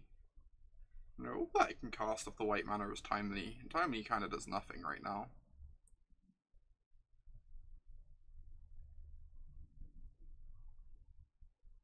So maybe I do just make green. I also just like never need 2 green sources.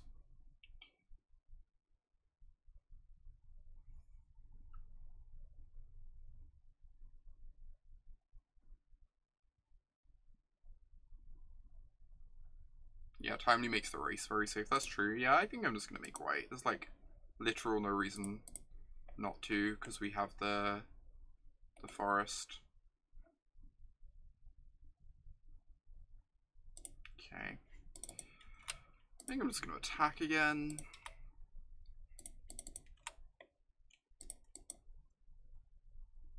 I could sweep the board. I don't know how they really beat that. Going to 4, being in the abyss.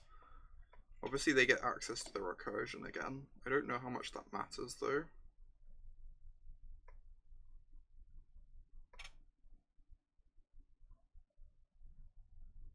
When like they're having to deal with a Wurmcoil.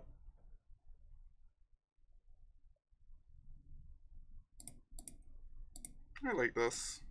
We lose our Grafdigger's cage, but I don't think that's the end of the world. Yeah, I like sweeping here, I think, shot. Agree. It's gonna be very hard for them to beat the Abyss. Baneslayer Abyss.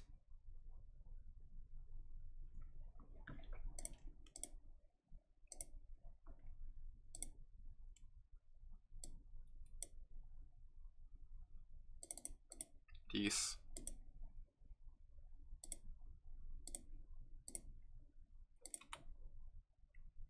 Alright.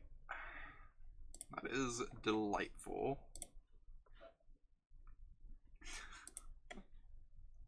Truly the more skilled player won that skill testing match of Magic. I roll, etc. Like, apparently both sides just rolling dice all game long.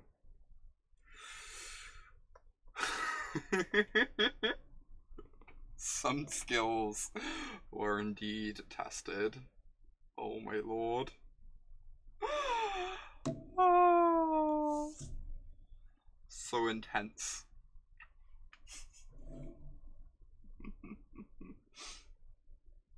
Come on, let's get this free 2. I need this free 2 so bad. Free 2 would be excellent.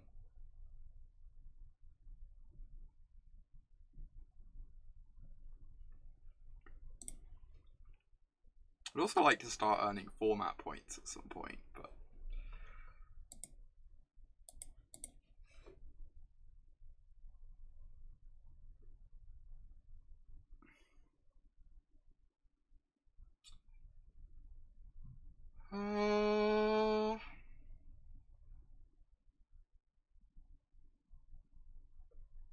it's like honestly almost good enough.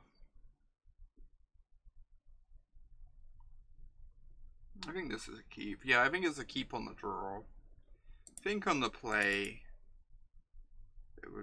it would be like a more hesitant keep, but I think on the draw we're just like 100% meant to keep it.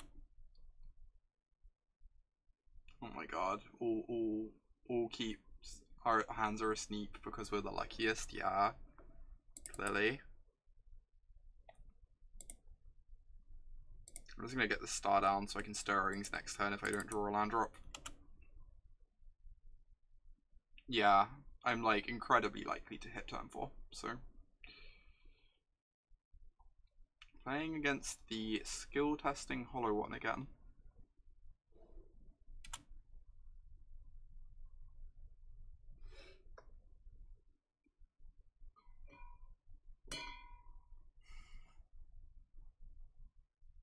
Burning Agree. Oh my. Yeah. I guess we kept a map and we lost a map, so it's like even. We dug through 3 cards that aren't Tron lands. They've had a hollow one though, so we kind of need like to somehow assemble Tron for next turn.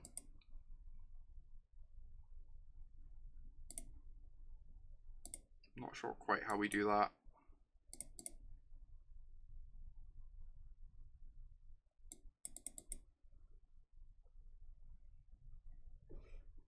I swear to God, if this Stirrings sees a mine, I am so done.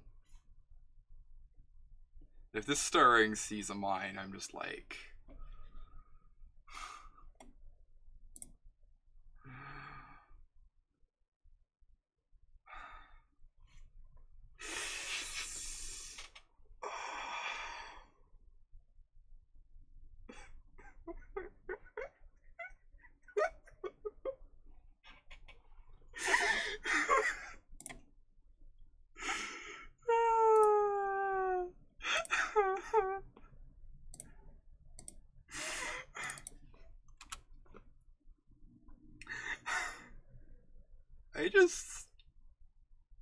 I don't get it, chat.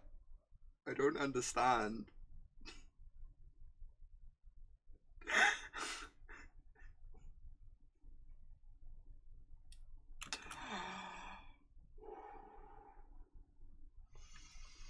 Deep breaths.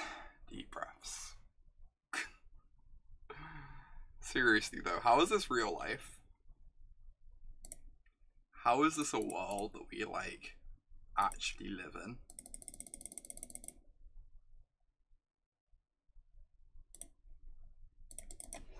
I need to stream Tron more often. This is delightful. I've missed this. There's an argument for not playing out the second map there. Since there's a chance I want to go crack map for tower, crack O-Stone next turn. Losing a map randomly would be pretty embarrassing. Also, map is like a pretty medium card that I can discard to a Burning Inquiry potentially. It's like a bunch of different arguments for it. Am I dead? Or is she just gonna kill me?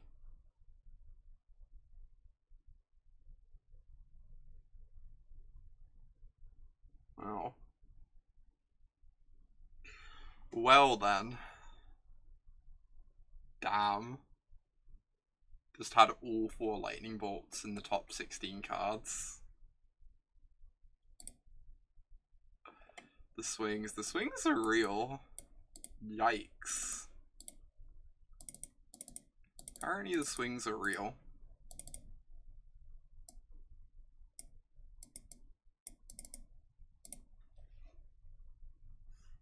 We were winning that one, chat. What happened? What happened to us?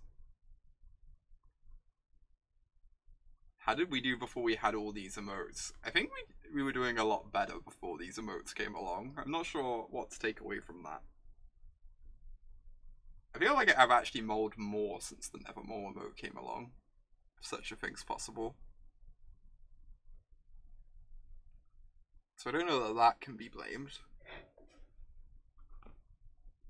Maybe the universe is just wanting there to be lots of opportunities for A-Lily Yikes. It sees that the emote exists and is like, okay, I'll oblige. Happily. Oh, I meant to take out this Ghost Quarter for something. Time. No. Come back. I miss you, sideboarding screen. I miss having you in my life. Where did you go? Obviously.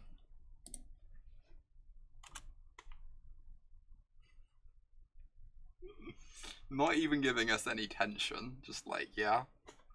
Here's the mine. Ready for ya. Incoming Burning Inquiry. Discard. Mine. Wurmcoil. Ah.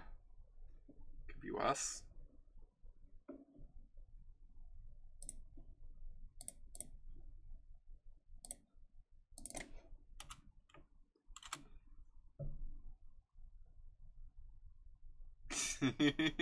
Oh my god, VT. That sounds about right. Taste it. Taste it. Oh my god. We have mastered the Burning Inquiry.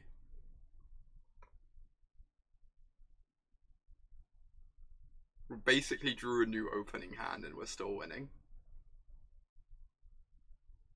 Fort sees me. No. Oh, Angler. To be fair, this Karn is kind of garbage here.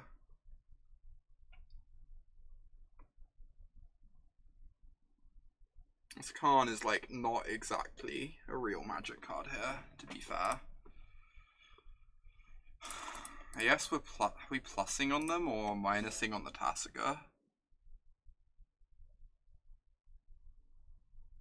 I guess I'm plussing on them. If they send everything at Karn, I just O-stone the board next turn. And they have to have a bolt to kill the Karn. In that case. Alright, I don't love it. But guess it is, in fact, the game plan. Maybe, Alex, maybe.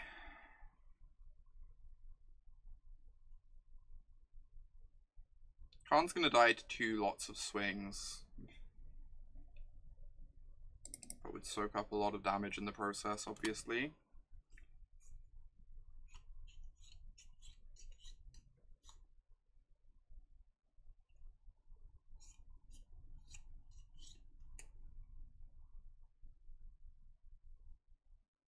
And a couple cards. Karn is actually, the fact they didn't have a bolt has been really important. Or a Phoenix. If they'd cast Bolt or Phoenix, Karn would not have done very much, but as it is, things are kind of working out here. Yeah, I agree. I agree, VT, because of the Oblivion Stone. Yeah, I realized that after I said it. So we just go to tower, play the stone, plus on them. That was the plussing first, so they have less info.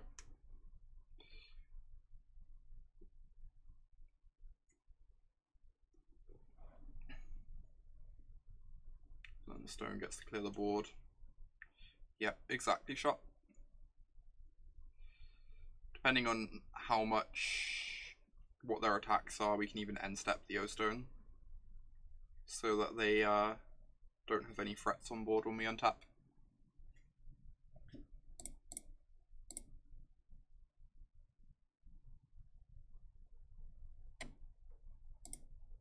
Alright, I was overly harsh to this Karn.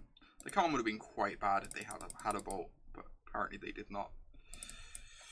Making the Karn quite good. Eating a couple cards from their hand when they're playing like the Faithless Looting deck. Soaked up a lot of damage. Like obviously still worse than a Wurmcoil would have been, but quite good.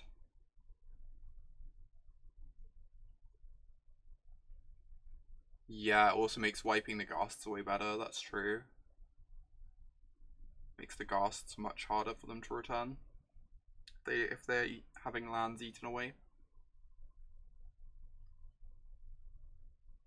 So they have to threaten to kill the Karn here, otherwise we're just gonna like not crack the O-Stone anyway. To keep Karn in play. Yeah, opponent understands it. I'm just gonna take 3 damage for the sake of being able to end step this O-Stone.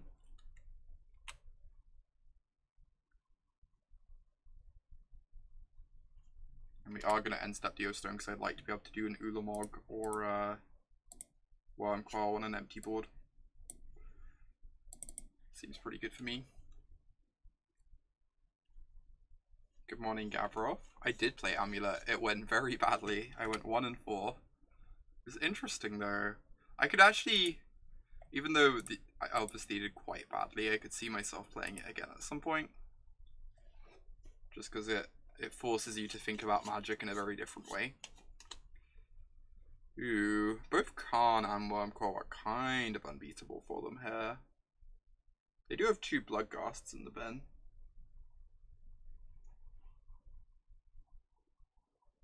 What do people think? Which do we take here? I'm not really sure how my opponent beats either of them. I feel like Wurmcoil is a touch better, though. Yeah, just take the Worm. I think I agree. I think the Worm is just like, worst case scenario, it buys us a ton of time.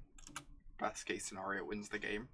Whereas like there's a world in which we take the Karn, but they bring back like both Bloodghasts and manage to like battle through the Karn a bit, overflow the board. Yeah, if they just have a really explosive turn, Karn can lose to that. Whereas if they have a really explosive turn, Wurmcoil will still buy us like 3 turns minimum, right? Agree shot. Wurmcoil is sick. Apparently we kept the same hand post Burning Inquiry, obviously.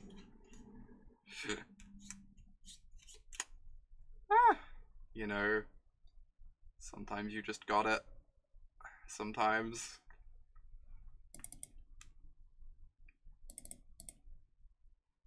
I should be smart. I should remember how my Tron cards work. Go get Sanctum.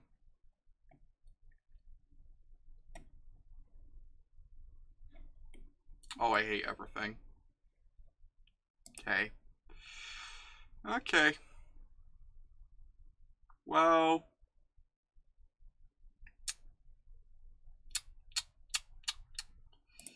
Yep.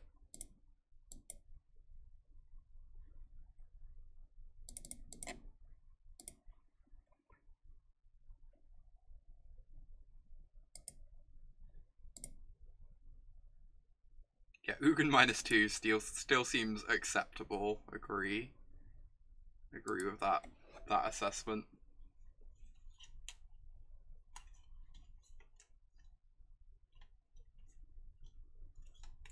Who needs an Ulamog? We don't need no Ulamog.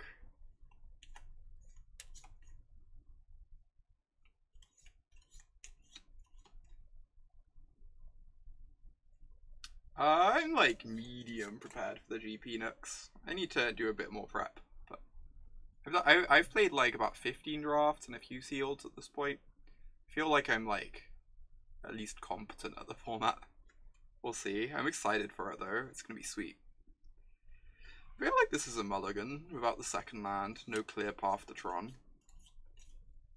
Obviously we have our hate card and we're against a Burning Inquiry deck, and like this buys a lot of time, but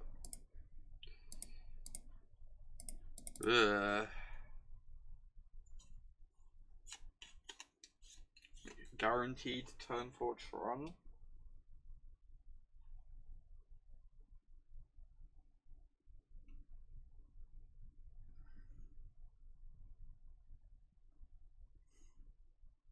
Playing against a deck that has Burning Inquiry in it just like warps everything, you know?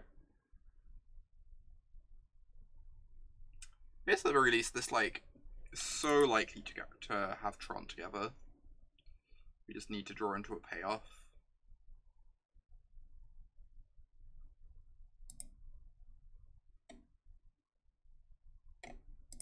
Bottom this. Yeah, the seals are still available in Modo, I believe. I don't know when they go down. I need to take a look at that. But last I checked, they were still available. Right, we need to dodge a fast hollow one. So our hand is not the best. Well, now our hand is unplayable. So that's nice.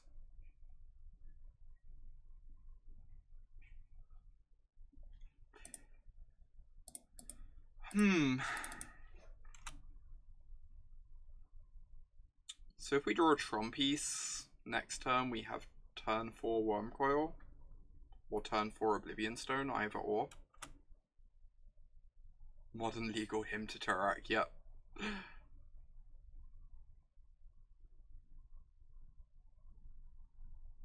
So if we draw a Tron piece next turn, this hand actually does stuff. So, okay. Thank you, deck. Don't know if this will be fast enough, but I'm gonna go to 14 and then to 8 as things stand.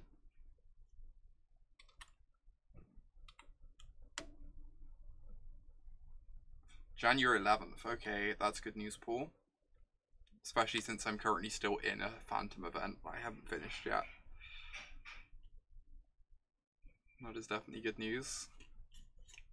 Oh, it sees me. Rude.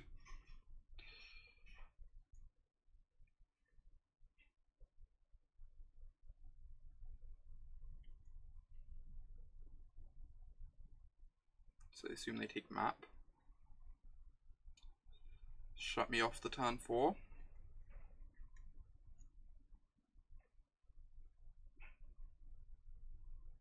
Obviously grabbing tower here because there's a tower in the bin, so it's like harder to find a tower. Took Oblivion Stone. What?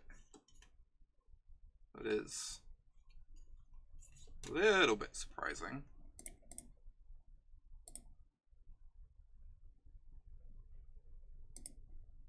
Just a little bit. Huh. Nice.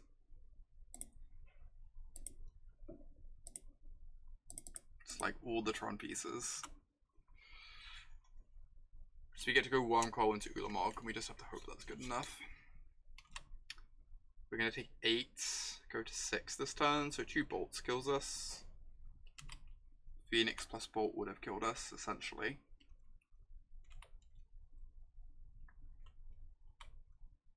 Ancient Grudge plus bolt kills us.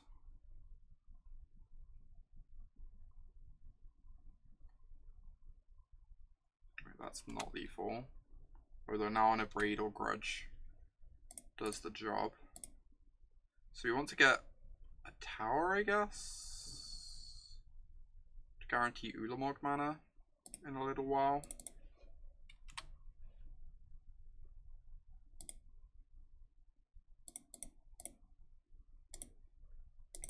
So we go up to 12 on blocks and take 8. So we go to 4. So we're not actually dead to bolt currently. We're dead to like Phoenix plus bolt, I guess. But okay, they didn't discard any Phoenixes, which is good news. Or Bloodghasts.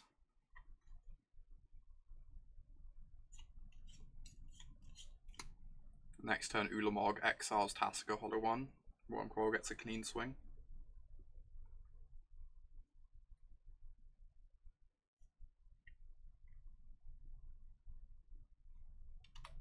God, I've missed playing Tron. Obviously, we've not been doing amazingly, but I find this way too entertaining. It's not terrible.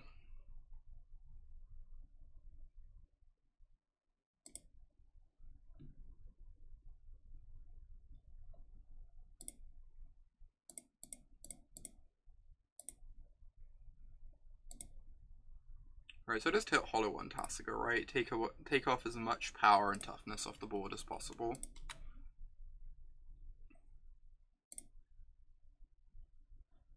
Find another Ulamog.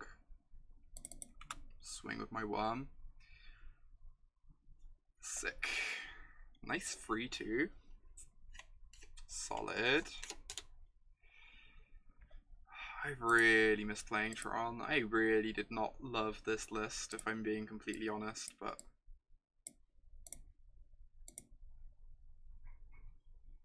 we only had to top deck 30 times. That's just the Tron way, though. Why wouldn't you top deck 30 times?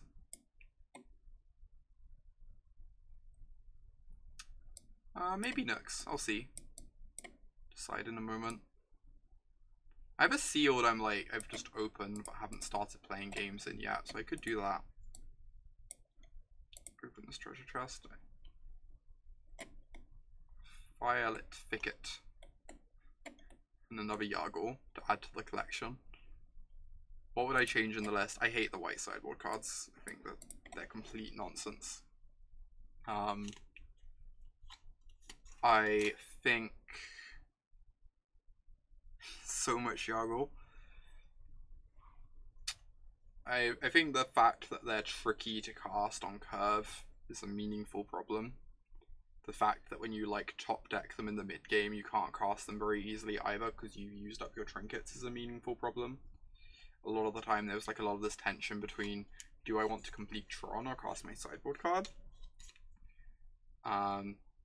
If I don't choose to cast my sideboard card because there's white in the mana cost, it's just so much harder to cast it later compared to most sideboard cards, which like keep being relevant as the game goes on. Rest in Peace felt like meaningfully worse than Surgical to me in a bunch of different spots. So Obviously it's way better against KCI. Rest in Peace is miles better against KCI if it resolves. But against something like Hollow One, like against KCI, Surgical's still enough a lot of the time because it buys you like that turn you need, or forces them to jump through that extra hoop you need for you to untap, which is all you really need. Yeah, you can't board it in against Tarmogoyf decks because Wurmcoil was your single best card against Tarmogoyf decks. And like even just shutting off stars makes it so much harder for you to grind against those decks. Suddenly every star you're drawing is dead because like the stars are also ETG effects, ET graveyard. So I kind of hate. I kind of think the white sideboard cards are nonsense. Surgical gets to come in against a deck like Hollow One, where hey Temperance, glad you like it. Surgical gets to come in against a deck like Hollow One, where it's just efficient and fast and does like enough to buy you some time. Whereas like Rest in Peace, I don't think you can afford to take a turn off casting against Hollow One, especially on the draw where you're often going to be behind a lot of the time and needing to use your mana on assembling Tron. Yeah, Surgical's way better against Phoenix too for its efficiency, completely agree. I think Timely is meaningfully worse than Fragtusk, because Fragtusk gets to come in against the mid-range decks and it's just really versatile, whereas like I was boarding Timely in against the mid-range decks and it looked like fine. It looked like a lot worse than a Fragtusk would have been, and was harder to cast than a Fragtusk would have been. Even if it is like much better against Burn specifically, it's just, I don't know, I'm pretty off these. Yeah, we never actually managed to cast it even. We just had it in hand a whole lot and we could just couldn't cast it a lot of the time. I will say I actually quite liked the Horizon Canopies. I could see myself trying out one from now on. Now that blue-white's on like a bit of a downtick, I think there's like less of a need for you to have the 5th forest at least. The Horizon Canopies are actually kind of appealing. I used to think they were like kind of silly, but honestly this league they felt pretty nice. So I think I might start trying to play one copy. What else? Other than that, the list was like fine. I think the list I was playing a few months back is pretty bad now. I think it was really good at the time because it targeted blue-white so heavily, and Karn was like pretty bad in that meta, and World Breaker was just like kind of where you wanted to be, I felt like.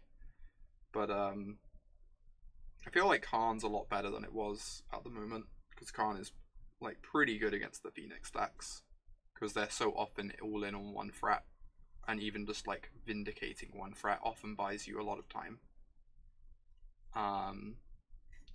They're pretty essential against KCI, which is like a key deck at the moment.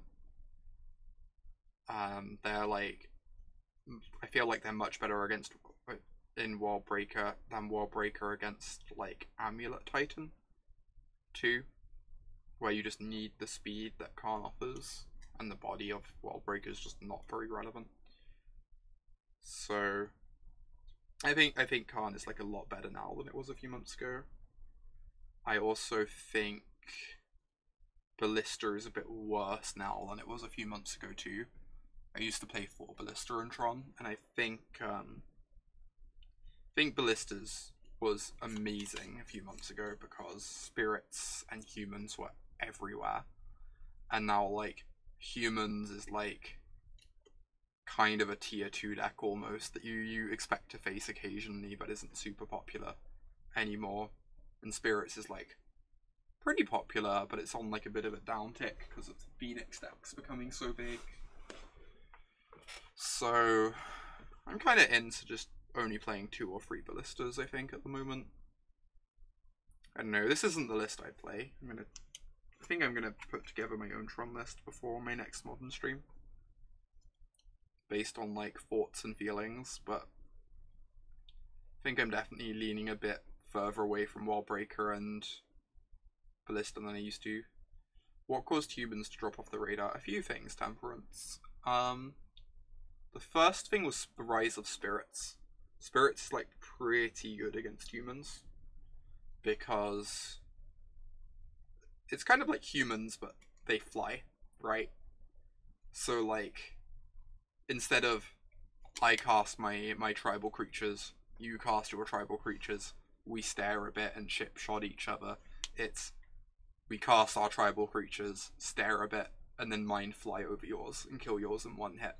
And yeah, Selfless Spirit's also just a nightmare in the tribal mirror for sure. Completely agree, Shop. And then on top of that, Phoenix rose to be like a pretty big force in the metagame. And Phoenix obliterates spirits. I have to assume it does like pretty similar against humans, though I've not actually played the matchup yet, so can't say for sure. But I imagine it's a similar thing of like Phoenixes are hard for them to answer. They block and attack really well. There's lots of bolts and stuff that interact with your creatures effectively. You think it's probably a lot worse because of Fadia. That makes sense. Even then, it's still like a deck that's weak to gut shot, right? One of like the big parameters you can use to figure out how good a matchup is for Phoenix is like how good is gut shot in the matchup. If gut shot's a good card, then suddenly their like combo piece is also interacting with you, and that's really problematic. Phoenix is just generally favored. Yeah, believe that is likely the case. Anyway, let's do something different. Not really ready to head off yet.